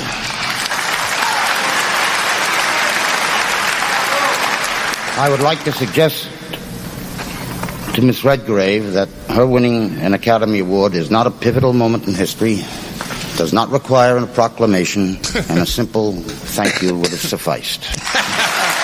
Well, okay, so I'm going to think that 1976, he was 78. there. Yeah, I got the wrong date on here. Oh, turns out to be 78. Because in 76, Network came out, which of course is a no agenda classic. Yeah, and one of his. With Howard Beale, I'm mad as hell, I'm not going to take it anymore, which is all about the manipulation of the news media, or all media, all television, to behoove the elites, which is a must-see if you'd never seen it. Interesting. Well, those days are over. Yeah. Well, again, and we had a bunch of speeches on the Golden Globes, but anyway, the last clip I have, though, is not one of these speeches. Michelle Williams is one of them I didn't like. But Gervais I thought the best bit was deeper into the show, and Gervais does this, I thought it was really nasty. And he announces the guy from the Hollywood Foreign Press Association. Yeah. And the guy comes out and gives it back to him. And he's the only one. Nobody else had the guts to say anything about Gervais's performance or anything about anything. They were all chicken. Well, it was obviously, the president of the HFPA knew what Gervais was going to do. He was ready for it. So that's why he had no problem doing this. Welcome back. Well, anybody could have said something. There's a bunch of professional actors and comedians and all kinds of people. They come out and they refuse to acknowledge anything Gervais said or did or insult him back. Because they were shell-shocked, John. They were shell-shocked. I'm telling you, the whole pedophile thing, that set him on edge. Welcome back. Still having a good time? As you know, the meal tonight was all vegetables, as are the members of the Hollywood Foreign Press. Please welcome their president, Lorenzo Soria.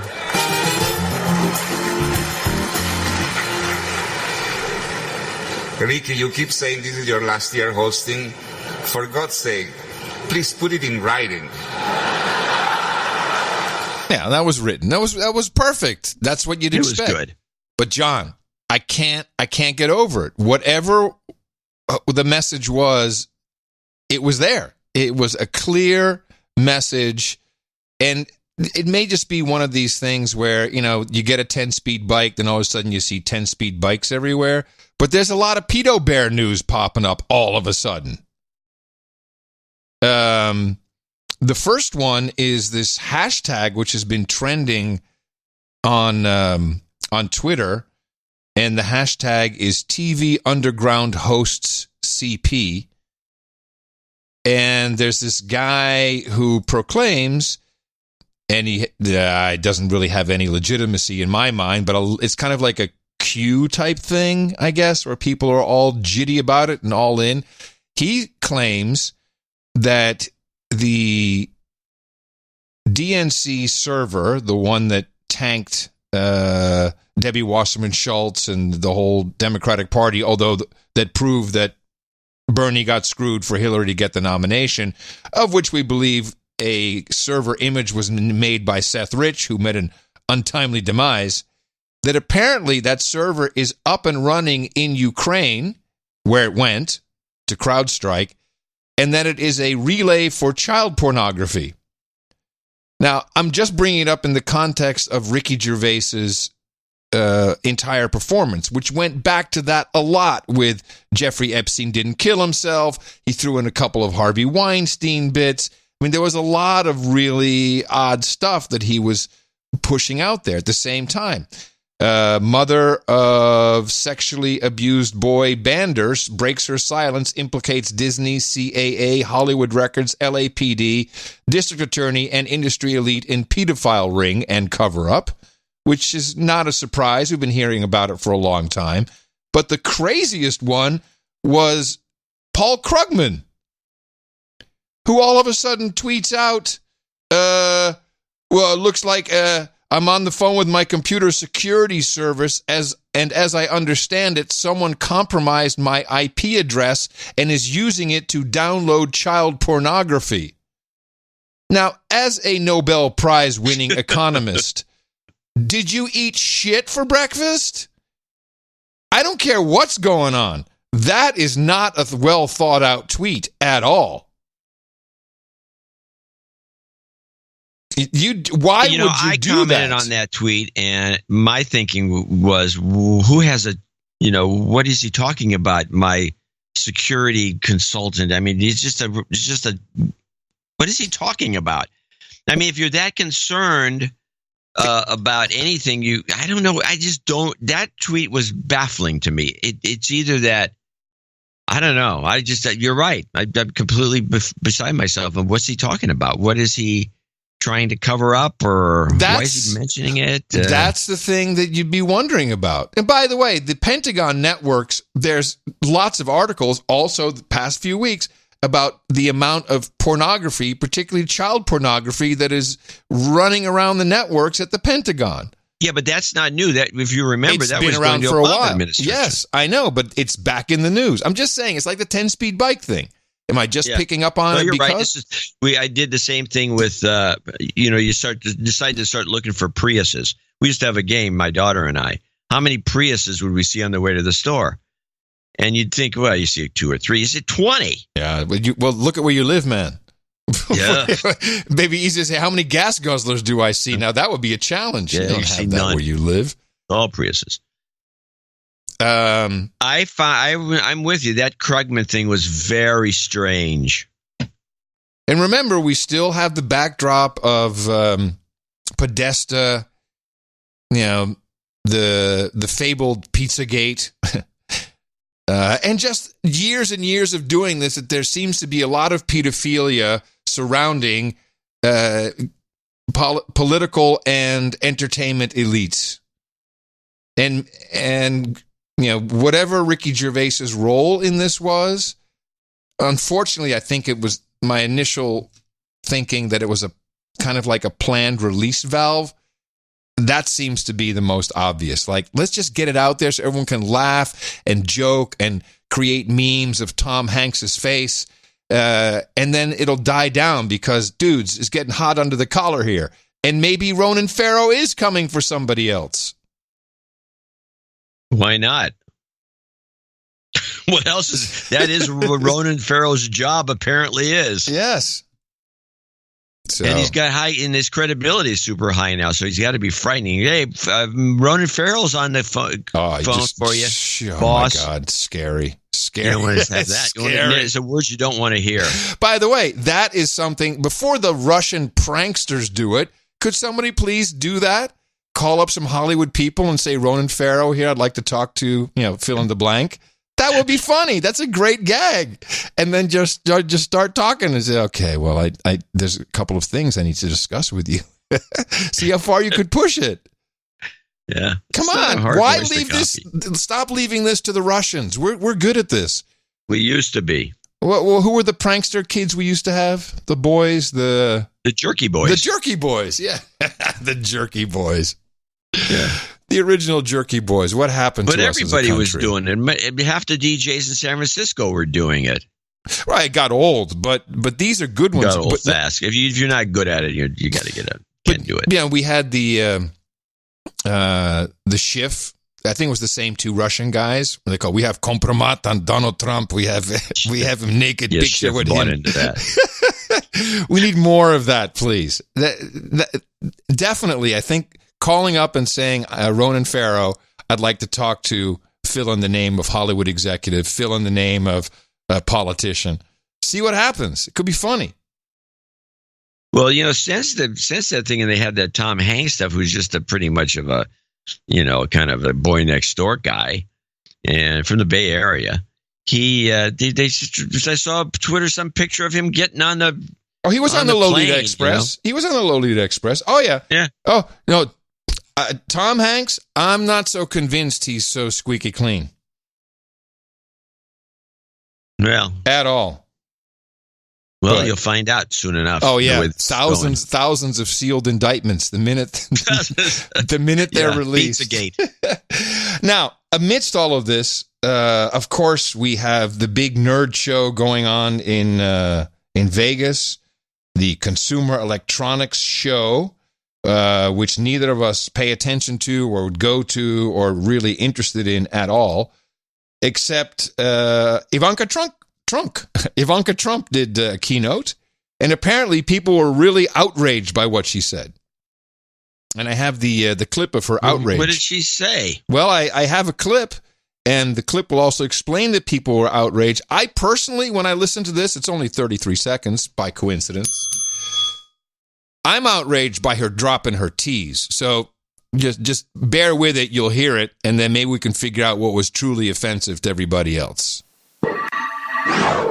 Many of the industries, tech support, cybersecurity jobs, not all of them require a bachelor's degree. So thinking, and you had mentioned, Gary, the importance of defining work based on skills rather than credentials is incredibly important and requires a major shift in our thinking. It's hard to imagine that would have caused a controversy. That, of course, is Ivanka Trump on the stage giving the keynote speech at CES. For some reason, some people were outraged at what she was saying. Liz Clay. So I don't know, maybe because you don't need a bachelor's degree or something like that, or I don't know what it was. I just couldn't get past the important. She cannot be president if she can't pronounce T's in words like important. Well, let's forget that side of it and try to figure out what it is that bothers everybody. I think there's a sense, especially in tech, there's this. I think it's like a fall. There's a word for this, and I can't come up with it because I didn't think about this topic. Where you need you have these phony baloney degrees that give you some sort of key to the kingdom, or if you don't have a degree, and somebody's really a natural computer person that can just code like a champ and sees through. They're usually bass players. Many of them, yeah, great coders. The point is they have these innate skills, right? And yes, and so they should probably be. Those skills should be exploited to the max, but not if you're going to say, well, you don't have a bachelor's degree, so we can't give you that job. That's the elements we're playing with. Something like that. It's something. Well, it has to be STEM. You're anti-STEM if you say people can just do it without an education. Maybe that's part of it. Maybe. Well, it's something that we need to figure out. Well, have you been watching any of the coverage from CES? What are the great new gadgets, and what are the fantastic consumer electronics that we're going to see in our homes that are now being presented? I don't know, but I'm waiting for some more unboxings. Well, because it's really the box that matters. I have a couple of reports. Of course, at the Consumer Electronics Show, we need to have more fake food. And now I can't believe it's not pork is on deck. Okay. My new best friend. Are you ready? Here we go. I am taking a bite of the brand new, unveiled right here, Impossible Pork Slider. Banh mi sandwich. Tell me what's in it. Soy protein, right? Soy protein, sunflower oil, coconut oil. I like it. I'm not tasting pork per se. Interesting. Wait a minute, the aftertaste is coming. You are tasting pork. Come on, they're advertising. Tell them about the aftertaste. That's weird. Here it comes. Really play it up here. Wow. I like Good job. Thank you so much. I'm going to finish this in the commercial break. Pat Brown, okay, good. Fine, let's get out. And CEO of Impossible Foods. Congratulations. Thank you very much. Real American. Yeah. Clearly, it tasted like shit, which is in it. And he's like, well, I don't taste anything. And then all of a sudden, oh, yes, the aftertaste. Would you burp it up? Disgusting. So that's a product I don't need. What other great products are out there at CES? This is where it all comes down, people. This is the future of your life is right here at the Consumer Electronics Show. Rich DeMiro here at CES 2020 in Las Vegas, here in the LG booth, and I found a refrigerator that does something pretty unique. Whoa! Finally, John, we're there. It's going to order the milk when you need it. Mark Vitanza from LG is here to tell us all about it. Thank you for chatting about this fridge. What does this do? So it's an indoor cultivating machine that allows you to grow up to 20 different types of vegetables, okay, indoors, okay, self-contained, okay, controlling all the environments that you would have indoors. So you're getting precise humidity, watering, and light source to give you the best cultivating for different vegetables, within a certain can I grow weed in that sucker? Did he say vegetables? He said vegetables. Go back. He says vegetables. He's so excited, that he's tripping over his word. This, by the way, is what passes as technology reporting. There are reporters who make a lot of money doing exactly this. It's disheartening. Watering and light source to give you the best cultivating for different vegetables, within a certain column refrigerator. Now, am I just planting seeds, or does this require some special equipment? Great question. So it comes in this... It's not a great question. Specific disposable pods. So each particular unit here is a specific pod. So once you're finished cultivating, the pods are... do you get it yet, John? Disposable. And finally, what types of items can I grow, and when can we expect to see this in our kitchens? Don't have the expectation on when it's coming to market, but primarily leaf vegetables, smaller, lower growing leaf vegetables. So maybe some fresh basil. Many different herbs, lettuce, kale, things of that nature. Kale? All right, you heard it first. And what's this refrigerator called? It's part of the Signature Kitchen Suite brand. What is it called? This is where you say the brand. This is where you say the name of the product. That's not ever coming out, because that's what CES is. Bullshit. They have nothing new to show you. Why do I want to grow basil in my refrigerator? All you can do is a seed. You could grow it on your windowsill. You can grow it anywhere. It's like a weed. He should say weed. I'd be interested. What is the name of the product? All right, you heard it first. And what's this refrigerator called?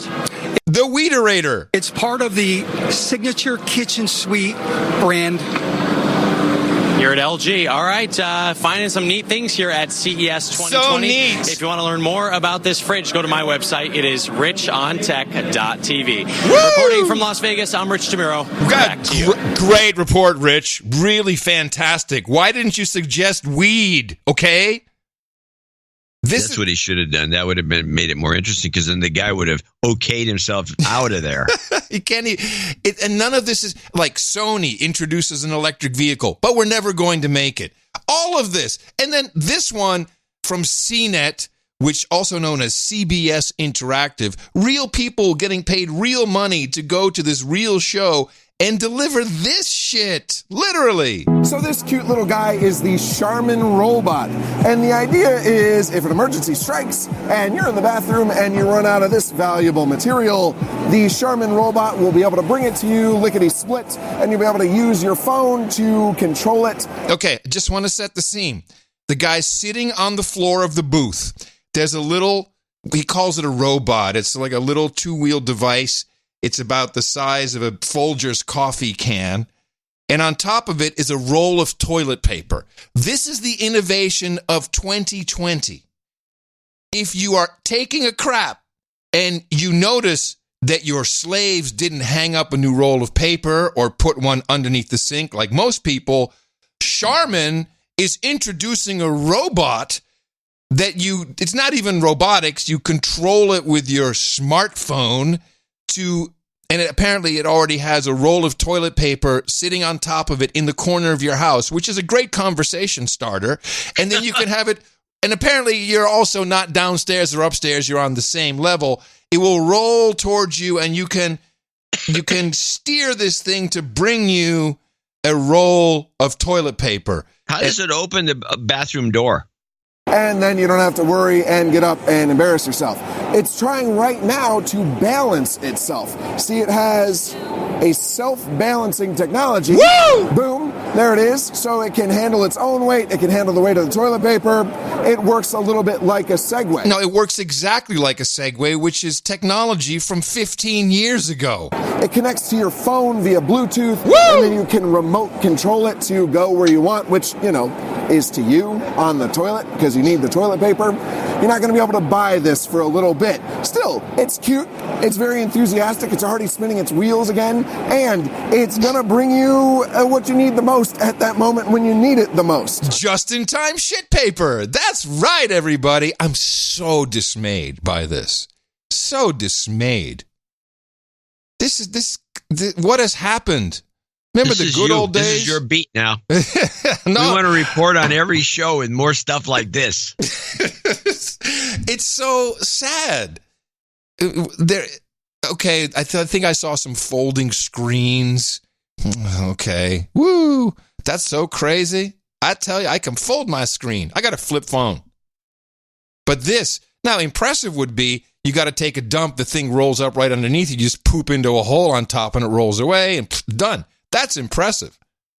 Not something that you have to steer with your Bluetooth connected phone to navigate through your house. Just get up like everybody else. Clench and go get it. Of course, this robot will also never go into production because once again, what is Charmin doing at CES? And I think there's room for innovation. Free publicity on CBS Interactive. Yeah, I think there's room for innovation in the toilet paper arena, but this is not it.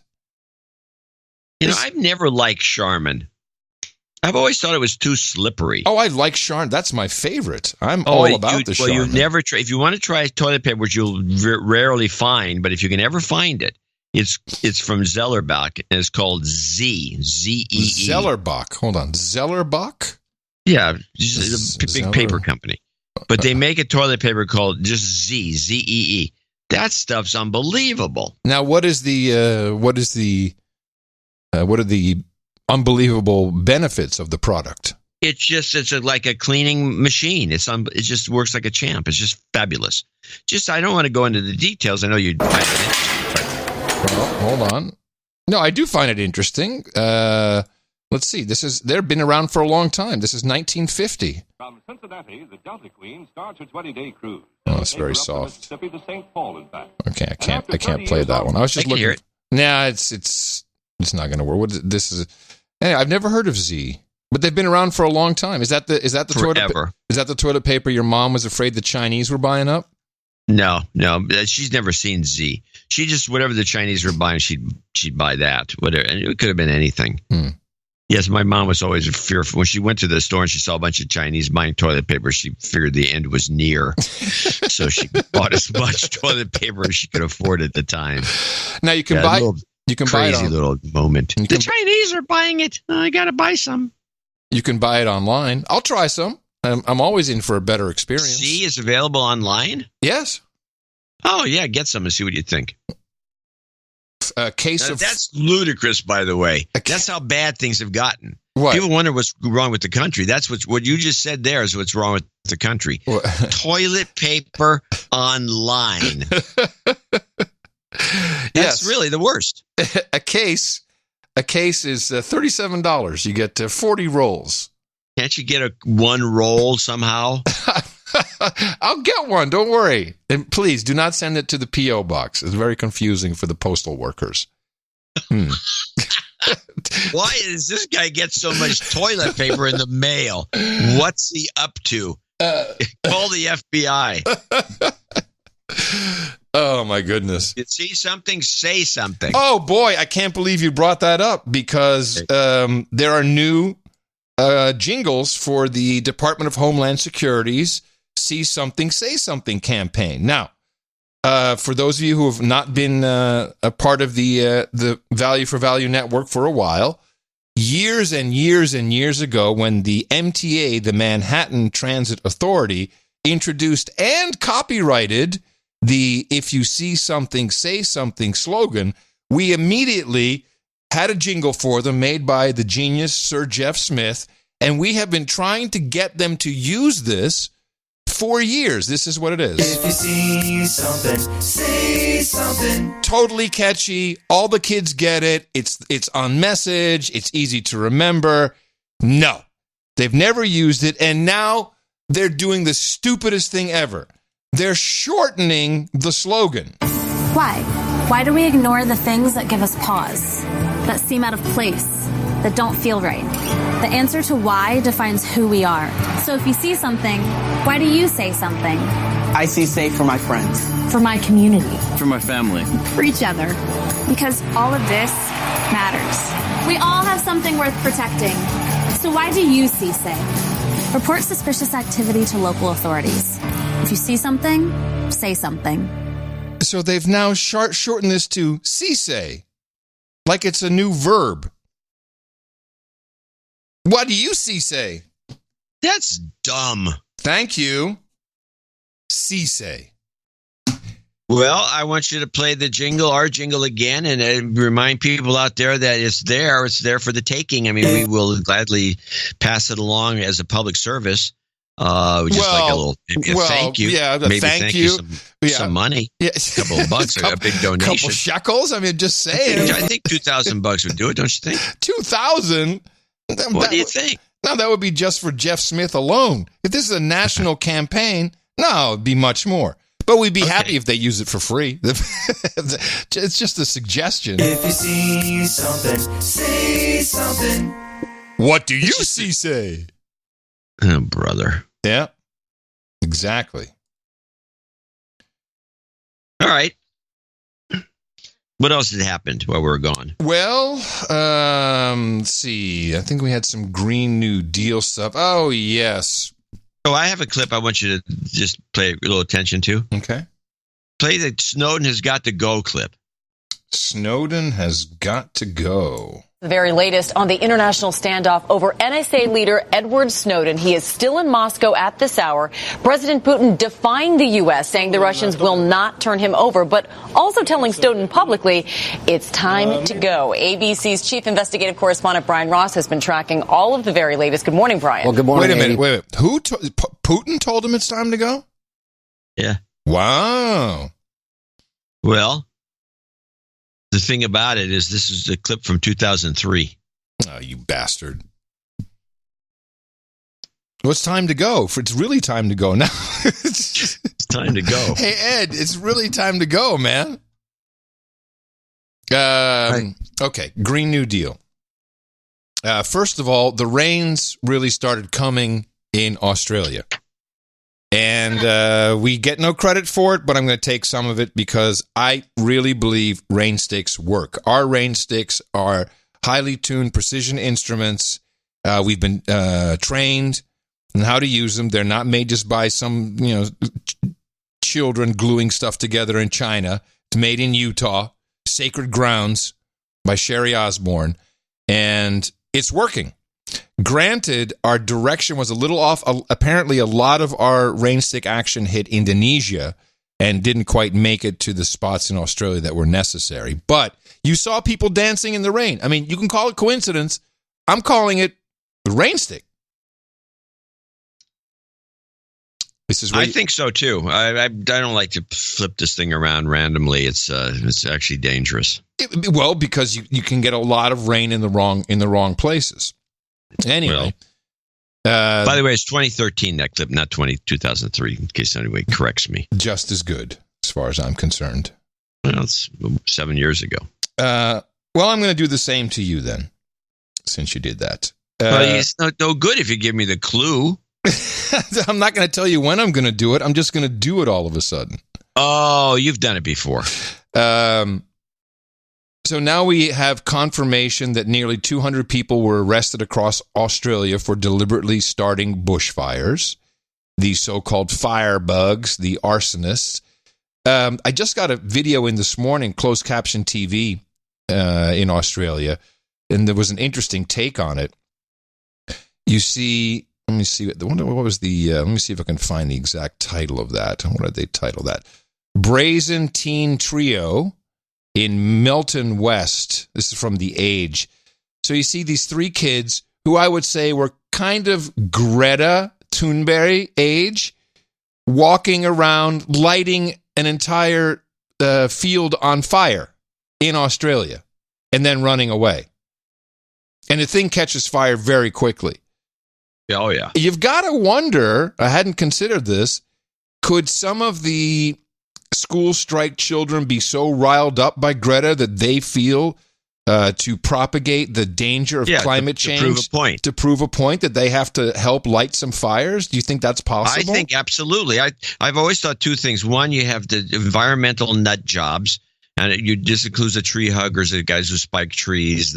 There's a bunch of them, the Earth First groups. Yeah. And then there's a terrorist possibility, too, which is why wouldn't a terrorist organization, if there is one, just go around and light the whole country on fire? Well, this happened in the Civil War. They had these Confederate spies had moved in, all snuck into New York, and they were going to burn down the whole town. They almost did it. They just couldn't quite get it done. They were lighting hotels on fire. Here's a clip. In Australia, unseasonably hot temperatures combined with strong winds to fan the flames of nearly 100 wildfires. And 36 of the fires in New South Wales, the most populous state in the country, were burning out of control. Smoke plumes stretched for miles and even cast an orange haze over downtown Sydney. Conditions are still too intense to get an accurate number of how many homes have been destroyed. And that was a clip from 2013, just to let you know that this is nothing new. But as you were just mentioning, another clip, this time from 2012. Dick, the terror threat is in an Al-Qaeda newsletter online. It says forest fires are easy to start and hard to stop. The Las Conchas fire near Los Alamos last year was New Mexico's biggest ever, devouring everything in its path. It was started by a tree falling into a power line, but the state's Department of Homeland Security says that just shows how easy it would be for a terrorist with one match to cause widespread damage. Do you remember this? Inspire magazine? Yeah, the CIA publication. These threats are threats, and we are at war still with an enemy that is bent on inflicting harm on us. Those threats are in this English version Al-Qaeda newsletter called Inspire. It surfaced recently on the internet. It calls on sympathizers to start wildfires, giving them a step-by-step how-to guide, even highlighting the American Southwest as a region ready to go up in flames. How come this is never brought up again? I know the answer, obviously. I'm being facetious. What is the answer to it? Because it was a CIA magazine to start with. It was bullcrap from the get-go. Yeah, but the idea was valid. The idea is valid, but how come it's not brought up? I didn't hear anyone talking about it.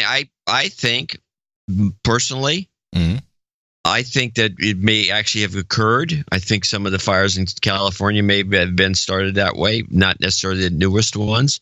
But the problem is that it doesn't get the message across. It doesn't create the terrorism message where, now we have to be afraid of these terrorists. Yeah. It always drops back, and any smart terrorist organization would know this, it falls back to global warming. Yes. So it's like we set the whole country on fire, and they don't even give us any credit. They blame global warming. You're right. It's definitely crossing messages. Yeah, so the messaging will not work using that technique, even though it works to burn down a lot of stuff. But it always falls back on global warming. And it may actually be a counterintelligence move to know, say you knew that this was all done, say in Australia in particular, was done by either dumb kids starting stuff on purpose or terrorists. But the co-intel message would be, blame it on global warming, because we do not want to encourage people to light things up. Right. Global warming. Now I think about it, how many of those California fires might have been helped along by some overzealous kids who were mind-controlled by the Greta message? Could be all of them, for all we know. This thing in Australia, they can only blame one or two on PG&E. Right. Now, I hope they really look into these kids in Australia. Do they do more of that? Were there more kids doing it? What is the motivation? That seems a very likely thing to me. It seems likely to me too. I've been working on our exit strategy, as always. Yes. Well, there is something going on in Texas which might work for us. I mean, it's not. Yeah. it would still mean work, but we could certainly make a lot of money if you're interested. Well, the work part of it is kind of disconcerting. Here's Shelby County, Texas. Shelby County commissioners plan to pay more than $9,000 a month to a podcasting company to produce podcasts and market it on the internet. Woo! This contract is so outrageous that it just baffles me why we're doing this. Shelby County Commissioner Mick Wright is the lone commissioner who voted against paying the Kadzukian Network almost $110,000 to produce podcasts for the commission. When you're talking about over $100,000, I mean, you could buy a small fleet of vehicles for that amount and still do a podcast. The local I-Team found there are cheaper options in town. The OAM network operates out of the Crosstown Concourse. Here, a podcast costs $300 for the first episode and $100 per episode after that. OAM's owner questions why the county is even paying for podcasts when it video streams its meetings and also broadcasts them live on the radio. The owner of Kadzukian didn't want to comment for this story, but at the commission meeting, he explained the cost this way. We really work with businesses and we work with government entities to make sure that they have a very high-end product. John, it's that easy. There's a lot of counties. Every county. Listen, we work with a lot of businesses and we ensure you have a high-end quality product. The Curry Dvorak Podcast Production Group. I would love to hear these high-end products from this guy. I wonder if they've produced any yet. Shelby, that would be funny. I should have actually looked into that. I'm sorry. Podcast. Let's see. Shelby County Podcast. No, nothing yet. But it's something we could consider. $100,000 a year. Yeah, for just one county. For one county, do 1,000 counties. Boom. We'll just stay on the podcasting tip for a moment.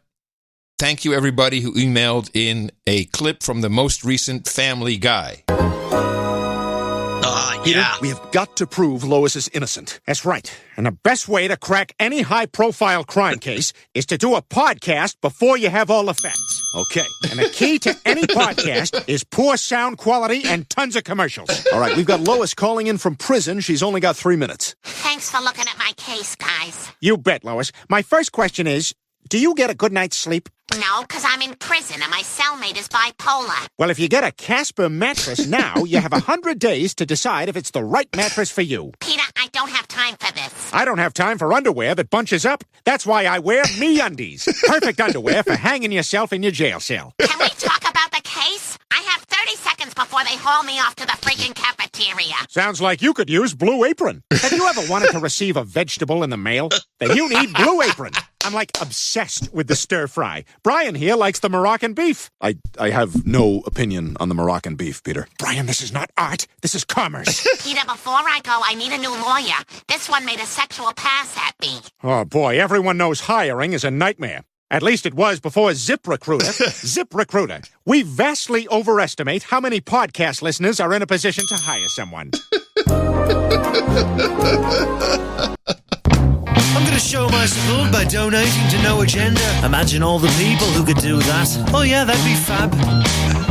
Yeah, on No Agenda in the morning. And indeed, we did have a few people help us out for show 1206. That Family Guy is so spot on.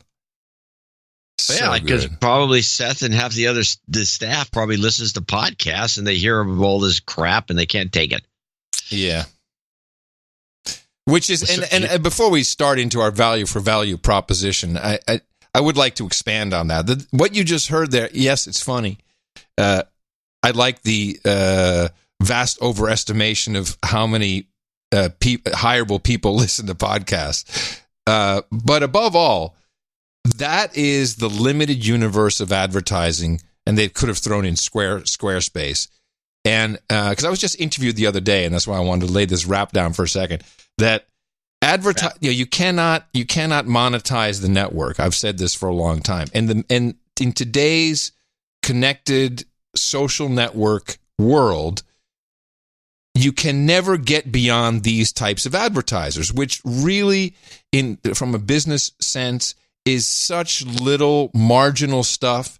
If you want, it's what Spotify or Pandora or whatever these companies think they're going to own podcasting, they will have to get automotive, pharmaceutical, alcohol. That's where the money is.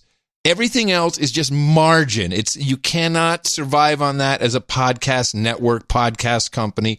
Sure, you can get by with your podcast, but cancel culture has brought us to this point where if someone just doesn't like your show, doesn't like your opinion, they go after your advertisers. This boat has sailed, it's done, and it's gone. We saw this a long time ago, fortuitously, because we may not be pulling in Joe Rogan money, but we're still on the air and very proud of it.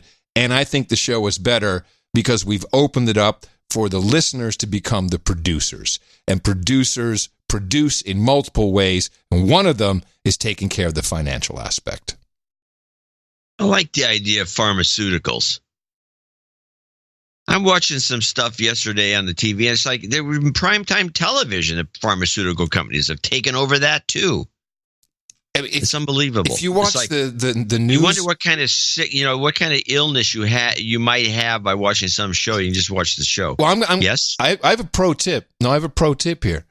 When the ads come on, I definitely mute the sound, because these ads that are talking about all these horrible things you can have, I believe the ads will give you that. That could be. And I'm not kidding. A lot of old women and superstitious people think that too. Well, thanks. Jeez. Old women are not necessarily wrong. Old women are known to be the best stock pickers. I'm just saying that if you're continuously barraged by these horrible things that apparently people have, and some of them are really bad. It's the rashes and the stomach stuff, and how many times that poor girl can't perform with the band because she's got to poop. I mean, I just don't want to hear it. You've seen it. You know who I'm talking about.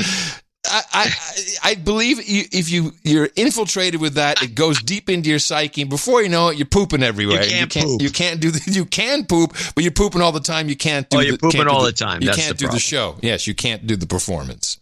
So anyway, there you go. Poor girl. Yes, poor girl.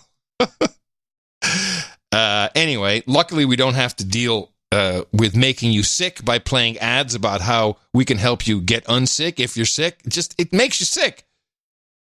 We don't have any ads at all. No corporate interest, which means we can talk about anything we want, and I think we prove that we do. And we can thank anyone we want, starting with Sir Jellyhead, who's got a birthday or something coming up. He came in with $120.60. Very short list today, so we'll be done with it in a minute. Sir Brandon in Vista, California, $112.35. Steve Shevlin, $109.20. Sir Kevlar in Atlanta, Georgia, 8008. He's got a note. Boobs. Ms. Jamie of the Highway, $73.88. J.C. Fiore Kramer in Haarlem, Netherlands. Yes. Just outside of Amsterdam. Haarlem. 69. Alexios Theakos. I'm guessing. It sounds Greek. I don't know, but he's in Utrecht. Utrecht. 60. Sir Milkman, 55.69. Sir Paul in Twickenham, 55.55. Matthew Shower, 55.10. Double nickels on the dime. Also Rene Dupont, double nickels on the dime. He's in Grosse Pointe. No. She. Oops. And sorry. Listen to this. Now, listen. I'm female. That's for you. I only make $130 a week, so I'm trying to take advantage of Sir Dog Patch's offer. Crossing my fingers. Oh, well, it's not Sir Dog Patch. It's Sir Onimus. I'm just reading. It'd be better to use his name. It would be better to use his full title, Sir Onimus of Dog Patch in Lower Slobovia, but that might not have fit in the PayPal donation field. But we're going to put, we're going to maybe suggest that Rene Dupont in Grosse Pointe, Michigan, become a knight from Dame. one of Dame. Well, knight, dame. Okay, maybe she wants to be a knight. There is one woman that is a knight. Sean Cardinal in Saskatchewan. Well, what do you mean Saskatchewan? It has to be Saskatoon. Yes. 5347. And that is for some baby-making karma for Sir Paul the Black. Okay. Oh. Well, we shall. The following people are $50 donors, name and location. Sir Jason DeLuzio in Chatsford, Pennsylvania. Drew Mochak in El Cerrito, right down the street from me. Sir Kevin, protector of the Kiama Blowhole. Jonathan Meyer in Xenia, Ohio. There's a blowhole in Iceland I got to see. Oh. Waves come in and then boom, big thing goes up in the air. It's called a blowhole. Jonathan Meyer, and it's not what you think. Let me just read his note. It's amazing. Blowhole's note. It's amazing. I asked Adam for some rain stick karma for the Aussie bushfires. Next day, it rained a little. First time in months. Then some more the next day. It works. And he says, please accept this donation for a long, slow shake of your rain sticks. No. For long, slow soaking rain. I'm wary of this, John. I do not think we should be sticking. I agree. I think we should wait. It's something we can't just abuse. No, I think more is on the way, so I don't think we have to do anything. I gave 3 extra shakes after my three turns. So, Jonathan Meyer, that was you've gone rogue. Jonathan Meyer in Xenia, Ohio at 50. Edward Mazurek in Memphis, Tennessee. R. Tabak in the Netherlands. Meppel. Oh, really? There's René Tabak from Meppel. Meppel is the very, that's, I don't know if it's that way anymore, but Meppel was the home of the Black Sock Church. Black Sock Church? Yeah, it's a very reformed kind of... Well, the Lutherans sect-like, almost cult. Culty, yeah. When I'm thinking more of Amish in a way. Oh, religious, but Amish. Yeah, they gotcha. Yeah, you got me. You hear me? Gotcha. Mm-hmm. Larry Hay in Mooresville, North Carolina. Tony Smith in Fort Worth, Texas, and last but not least, Michael Rupert in Albuquerque, New Mexico. I want to thank all these folks for keeping the show going with the donations to show 1206. Another show coming up shortly. Hopefully, we'll have a better response. Yes, we do thank those who supported the show for today. Short list indeed. Also, thank you to everyone who came in under $50. That is typically done for anonymity. But when you look at what we have in subscriptions, there's people who do that as well. And I would like to recommend everybody at least pick up one subscription. In fact, I wanted to make mention one of our producers. This was from Sir Rocketman, Baron of the Bay. Adam and John, I got a raise, and so do you. Ought to be effective next month with my regular donation. Now it'll be $10 a month. And thank you very much. That is value for value, and we appreciate that. And please consider us for our next program. That will be on Sunday. Yes, Sunday. All you have to do is go to Dvorak.org/NA. As requested multiple times. Jobs, jobs, jobs, and jobs. Let's vote for jobs. You've got karma.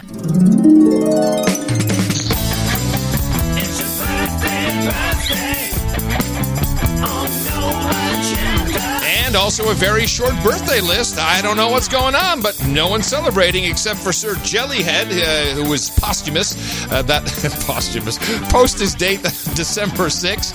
And Sir Brandon says happy birthday to his smoking hot wife, Dame Illuminatia. Yes, we have the same sentiments. Happy birthday from everybody here at the best podcast in the universe. It's your birthday, yeah. Know what you love. Meet up. Meet up. It's just like a party. Remember, we've got the big Delray Beach meetup on the 21st of February, which, I mean, now I think it's been straightened out. There's nothing listed now. After 7 people organizing a meetup, now there's nothing on the calendar. There. But it is happening, and it will be up on noagendameetups.com soon. For today, though, we have, it's probably, it's either underway or over by now. That would be the Beirut, Lebanon meetup. The No Agenda Tune Man Tour, that is Jesse Coy Nelson. And hopefully, some of you made it to the rabbit hole in Makdisi Street, Beirut, Lebanon. He will be checking in later to let me know for sure. Saturday, Long Island has a meetup at 7:30. Let's see, Andrew Grasso is your host. Meet at the St. James Restaurant and Bar, 7:30. Also on Saturday, is this the new time? No, that is the time. Then next Thursday, they plan it on Thursday, so I can't attend, is the Austin Local 512 meetup. That'll be at Doc's Backyard in Sunset Valley. I may try to, what time is it doing? 7 o'clock. I may drop by. You can shoot over there. Yeah, 7 p.m. That is worth it. Sir Scott. Shower up. Go. Yeah, shower up. Lather up. Head off to the meetup.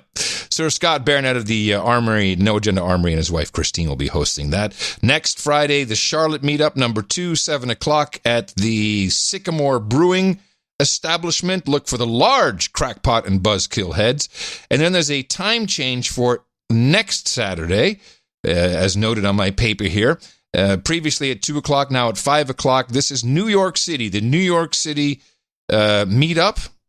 Join us in the afternoon in the heart of the city of swollen amygdalae for much-needed post-holiday midwinter relief and joyous camaraderie. Meet your fellow No Agenda New Yorkers. We know you're out there. And, of course, all those in the general metropolitan area are welcome. We meet at the Lorelei Beer Garden. Athena and Alex will be hosting that.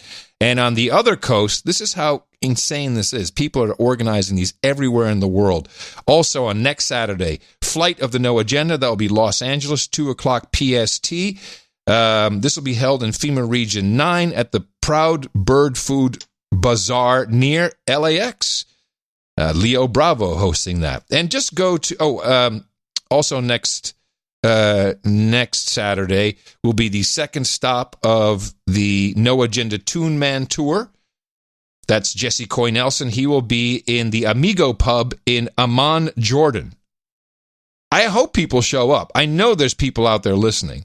I hope you go and support Jesse Coy Nelson on his tour. And go to noagendameetups.com. That's where you can find all the meetups near you. If you don't find one, here's an idea. Start one yourself. It's a great place to get together with people, new people you've never met, non-triggering conversation. Amygdalas are normal-sized, and everyone seems to have fun. We've not had a fight break out at one of them yet. Yet. Actually, I wanted to play. I had a gaff clip, which I completely forgot. For you. I have a gaff clip that I completely... You were playing the gaffs, Trump gaffs? Yeah. I have a gaff clip. It's not Trump, but I wanted to play this because I feel bad. I missed this. This was on Fox News. The president making it very clear that the suggestion that was kind of misfired from the Pentagon yesterday is actually not the case at all, that the United States is committed to staying and protecting and standing with our Iraqi allies and the soldiers that we've trained there. What's the feeling on the ground about all of that tonight? Well, look, the Iranians have been trying to increase their foothold in the Middle East for some time now. Many analysts in the region describe the possibility of Americans being forced out of Iraq as a posthumous victory for Qasem Soleimani, who was killed last week. Did you hear it? Yeah, posthumous. Do you think he meant that? The hell does that even mean? Well, I think he meant to say posthumous. I think he meant to say posthumous. Yeah, but it came out posthumous. But you don't know. Maybe he never really said the word. I don't know. I mean, I'm reminded of words I used to say wrong. You know, chouse is a good example.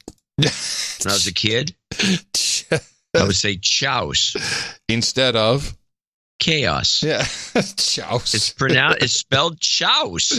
It's chouse. I love chouse. It's so good. CHAOS. How is that? How would any kid think that that's pronounced chaos? Yeah, I ask you. Yeah, I hear you. I hear you. Well, I have a note from, I want to read, from Sir Psycho Mike. No, Sir Psycho Myco. 96. Mm-hmm. This is an important note. ITM, the brown marmorated stink bug has been in western Maryland since the mid-aughts, first being found in shipping containers in Allentown, Pennsylvania in 1998.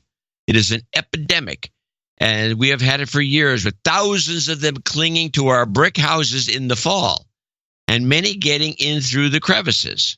There seems to be heavy years, and some do not, and some not so heavy, although you'll always see them in the fall. Please note, do not vacuum them. Yeah, bad. Do not smash or excite them.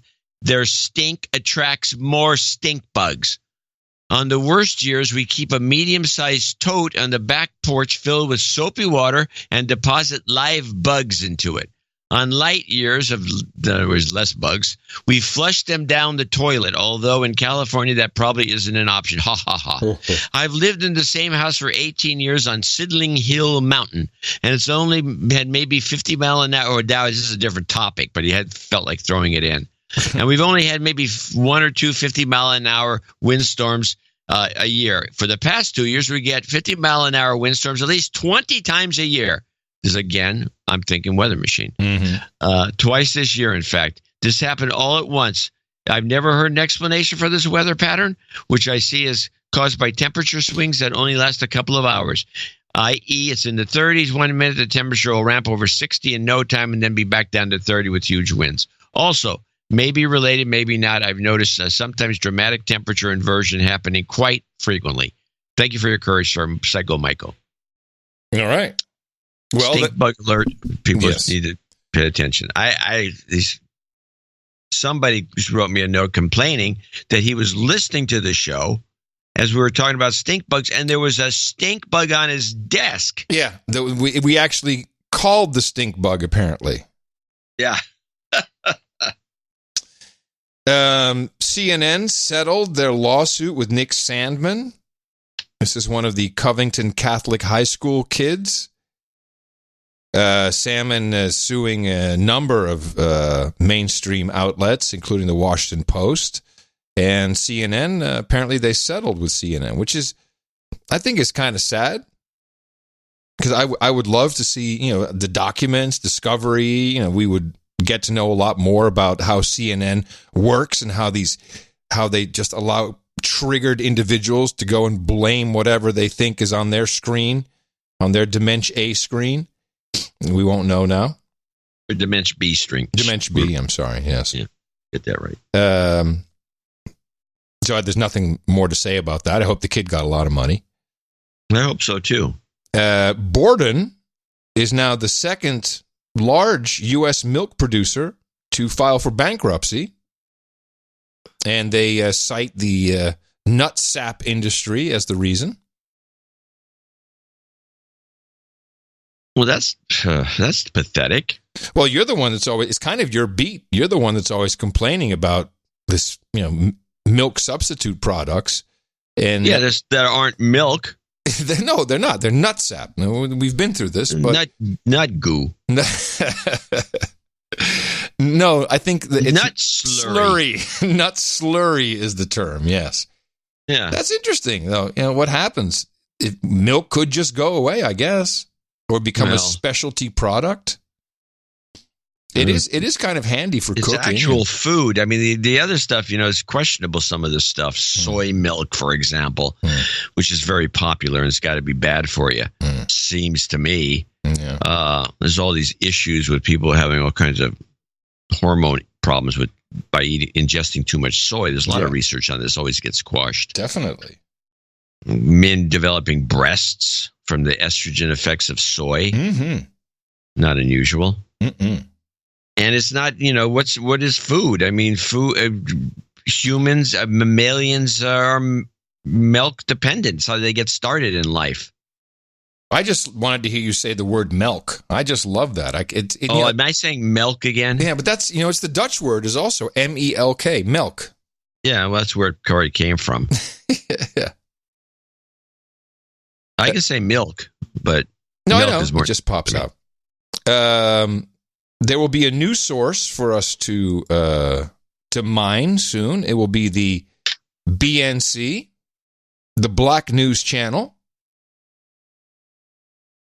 which will be launched in February. They intended to launch initially in November, but they changed according to this article, they changed the date for it to coincide with Black History Month, which is in February, which is easy to remember because it has the least amount of days and it's very cold, which is, I got that from Mo, which is easy to remember Black History Month. I'm excited about that. I want to see what will a Black News Channel bring. It's going to be more Trump hate. Why would it be any different than anything else? Because one of the co-founders is J.C. Watts, former Republican congressman. I don't know. Maybe not. Oh, well, maybe, yeah. Watts kind of switched back over to the Dimension B side. So Watts and Bob Brillante? Who's Bob Brillante? Sounds like an Italian to me. He looks pretty Goomba. Looking at the picture. Well, whoa. Okay. They want to attract millennial viewers, 98% of whom have cell phones. Yeah, duh. More than two. Okay, what's the point here? They're going to put the news on the cell phone. Yeah, but they're launching it on cable channels. So, well, February 10th. I'll be watching. I'm excited. It's something new. Have you followed any of those? If you go up above, it's going to be on Pluto. Well, if you go past CNBC and all that stuff, have you seen Cheddar? Oh yeah, Cheddar. Well, I mean, Cheddar is the oddest. And Newsy. That's the other one. Cheddar and Newsy. It's kind of like millennial news. It's terrible. It's very unprofessional. Yeah, but it's I think kids are watching it. I don't think anyone's watching it. No, I watch it. I love Cheddar. Well, you're probably the only one. I love me some Cheddar. We've got the 2 viewers today. I want to thank Lorraine, Tyler, Grace Ann, and Eileen, who sent the Keeper and I a fantastic wedding gift, which was not necessary, but I got it. There was a huge box in the P.O. box. Penzeys Spices. Are you familiar with this? Penzeys Spices, Pnzeys. No, yeah, you think I'd know that? Yeah, you'd think you would. But it's a box filled with just great smelling spices and different kinds of salts and some different peppers. And I mean, the biggest problem is my spice rack won't hold it, so I have to figure out what to do with it. But cooking with it for sure. A new spice rack.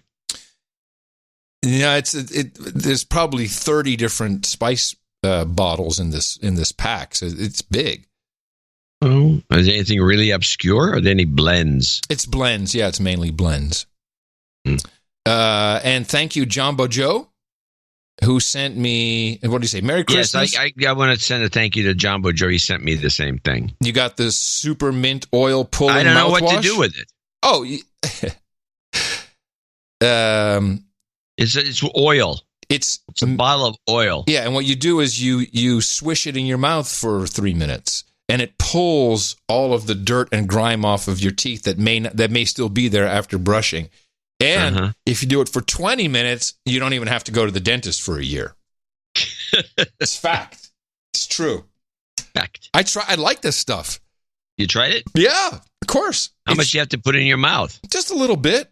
A little bit? I thought you had to fill your mouth with oil. No, just a tip. Just a little bit. Just a little bit of oil. Just take a swig, like mouthwash.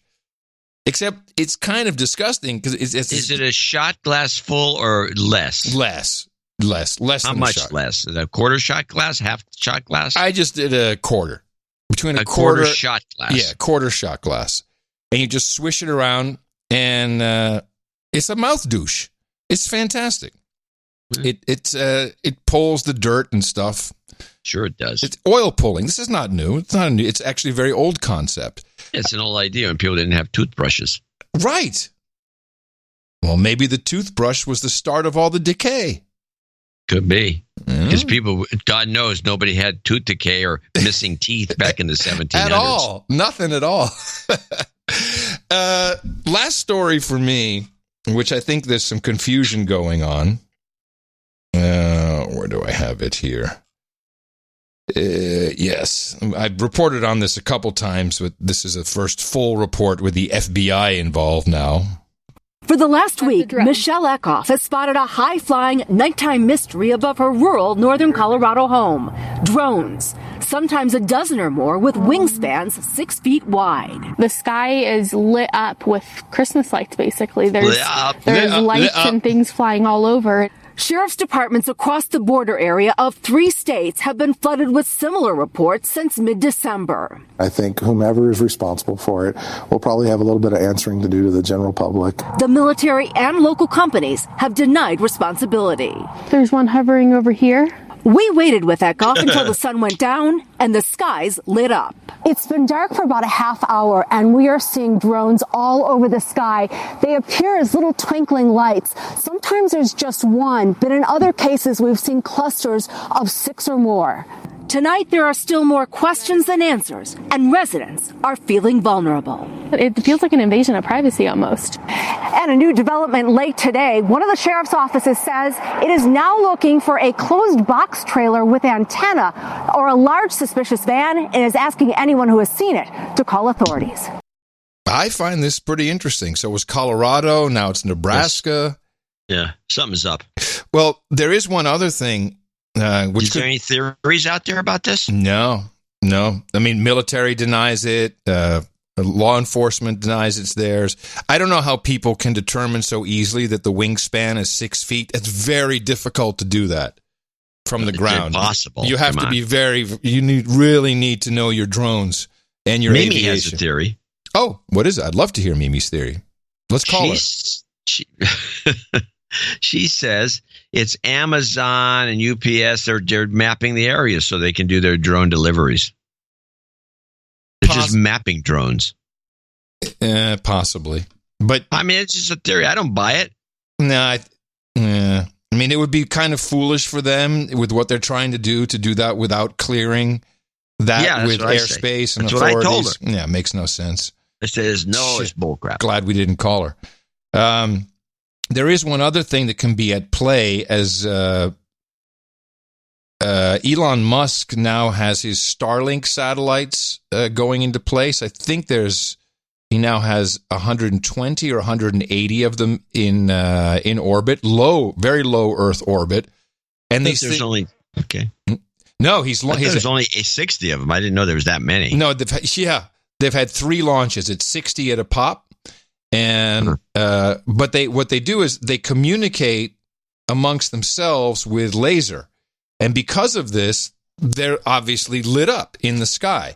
And if you look, there's a lot of videos and pictures. It's this complete, almost straight line of all of these lights that are just going by, passing overhead. He's already apparently sent a tweet from it because this is the internet anywhere from space. But there's a couple of things that are controversial about it. And the biggest one is that it's messing up astrology.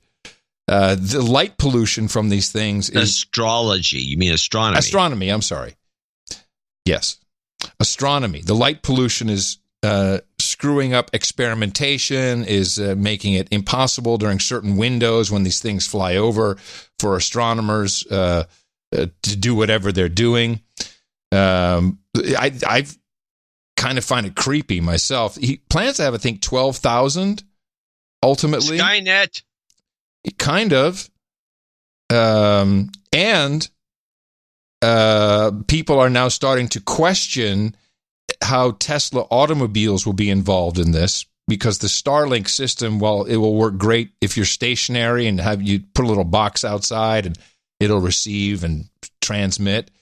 But in order for that to work ubiquitously around wherever you are, you'll need ground stations. And there's some evidence pointing to Tesla vehicles being used as a Starlink downlink and ground station, which is kind of a cool idea, but I don't think everyone's happy that he's going to be using their vehicles for it. Yeah, I didn't buy a car so he could use it as a base station. Yeah, but it's kind of crazy when you think about it. He's going to have 12,000 of those little, and they're not even that little.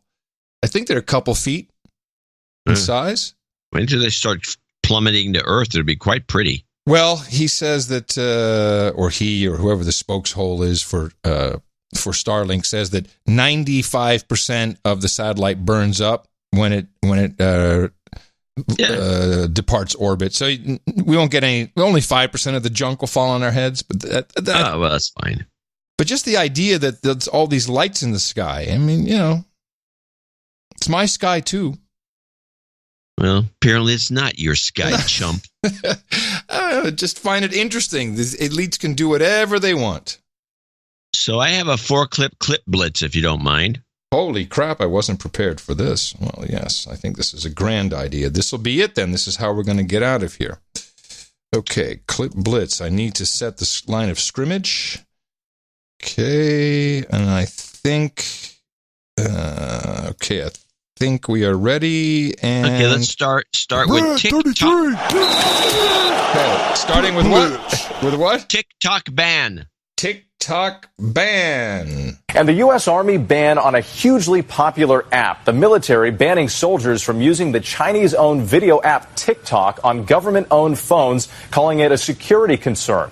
This after a similar move by the Navy earlier this month.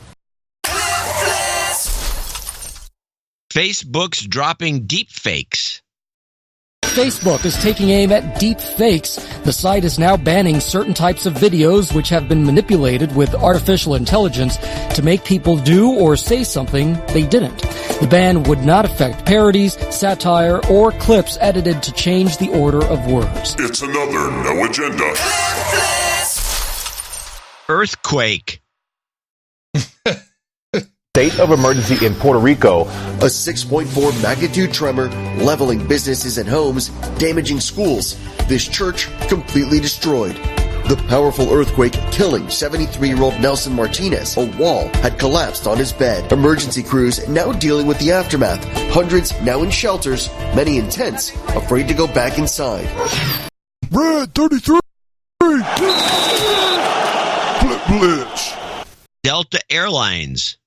More than 500 Delta Airlines employees are suing Land's End, the company that makes their uniforms, alleging that the chemically treated fabrics in the uniform were causing migraines, hair loss, rashes, and other medical issues.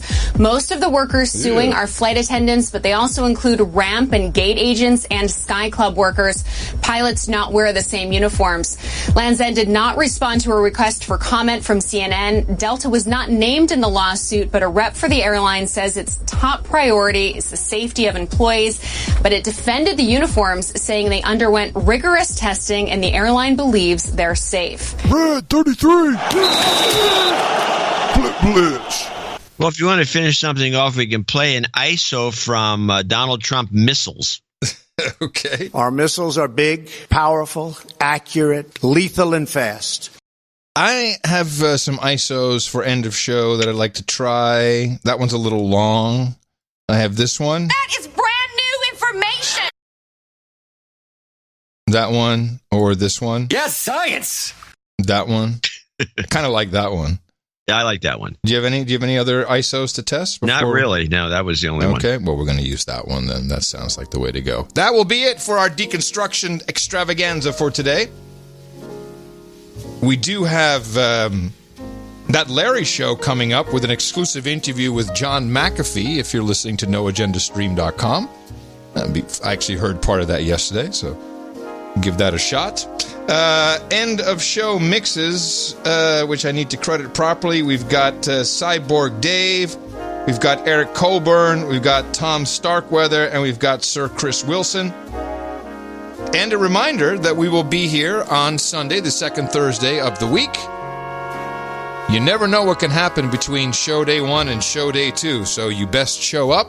And if you appreciated the deconstruction you received on any of these programs, please consider sending that value to us in monetary form. Dvorak.org/NA is where you can do that. And coming to you from Opportunity Zone 33 here in the frontier of Austin, Texas, FEMA Region number 6 in the governmental maps in the morning, everybody. I'm Adam Curry. And from Northern Silicon Valley, I'm John C. Dvorak. We return on Sunday right here on No Agenda. Until then, adios, mofos and such. Jeffrey Epstein didn't kill himself.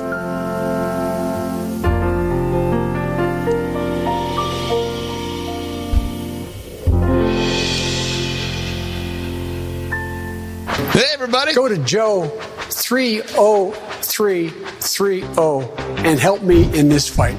Thank you very much. Joe Biden's head went into Detroit, found 50 black women, and they trained them. And his conclusion is, if you can shovel coal into a furnace, you can code. They went out into the neighborhoods. They found 54, happened to be all women, not by intention, mostly women of color with a few exceptions, ages 24 to 52 or 4. You need to code. And I remember telling people this, my liberal friends were saying, you can't expect them to be able to do that. Give me a break. He took 50 black women in Detroit and they turned on the sewer. Doesn't get much more intersectional than that. Anybody who can go down 300 to 3,000 feet in the mine sure enough can learn how to program as well. Okay. Anybody who can throw coal into a furnace can learn how to program, for God's sake. People who are not even miners, but just shovel coal into a furnace maybe on that train, you can code. Does he even know? Can he code? Just sit there and code a modern game? Yeah, they can hunt the Wumpus. They might be able to do that. With a little bit of hard work and some science and math. Code. He can't even remember He can't even remember his own text code, let alone that he can code something. 330. What's a Wumpus, by the way? Should we know what hump the Wumpus means? Hunt. I want to hump the Wumpus. Owen.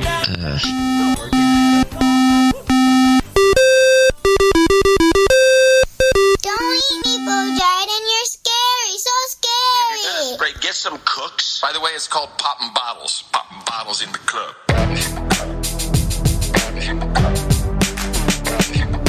Popping bottles in the club. Crystal, Dom Perignon, Dom. Popping bottles in the club. If you're gonna spray, get some cooks. It's called bottles in the club. Popping bottles in the club. Bottles in the club. Bottles in the club. Popping bottles in the club. Relax. The computer is processing the data. I will be notified as soon as there is any information. And I want to be careful here. Any advertiser or campaign, I know we're working with them. Believe that its goal is to sell everything to everyone. Why am I seeing this ad? Well, that's a great question. Your user agreement sucks. We see more passive listening and passive monitoring in our own homes with the information we've accumulated on. We provided support to the Trump campaign. And he's been terrific. He may be a globalist, but I still like him. He was calling those things that was not as though they were, is what he was doing then. Yes. He is seriously a globalist, there's no question. But there has never been a company quite like Amazon. Akin to a game of whack-a-mole. Goodbye and f*** you.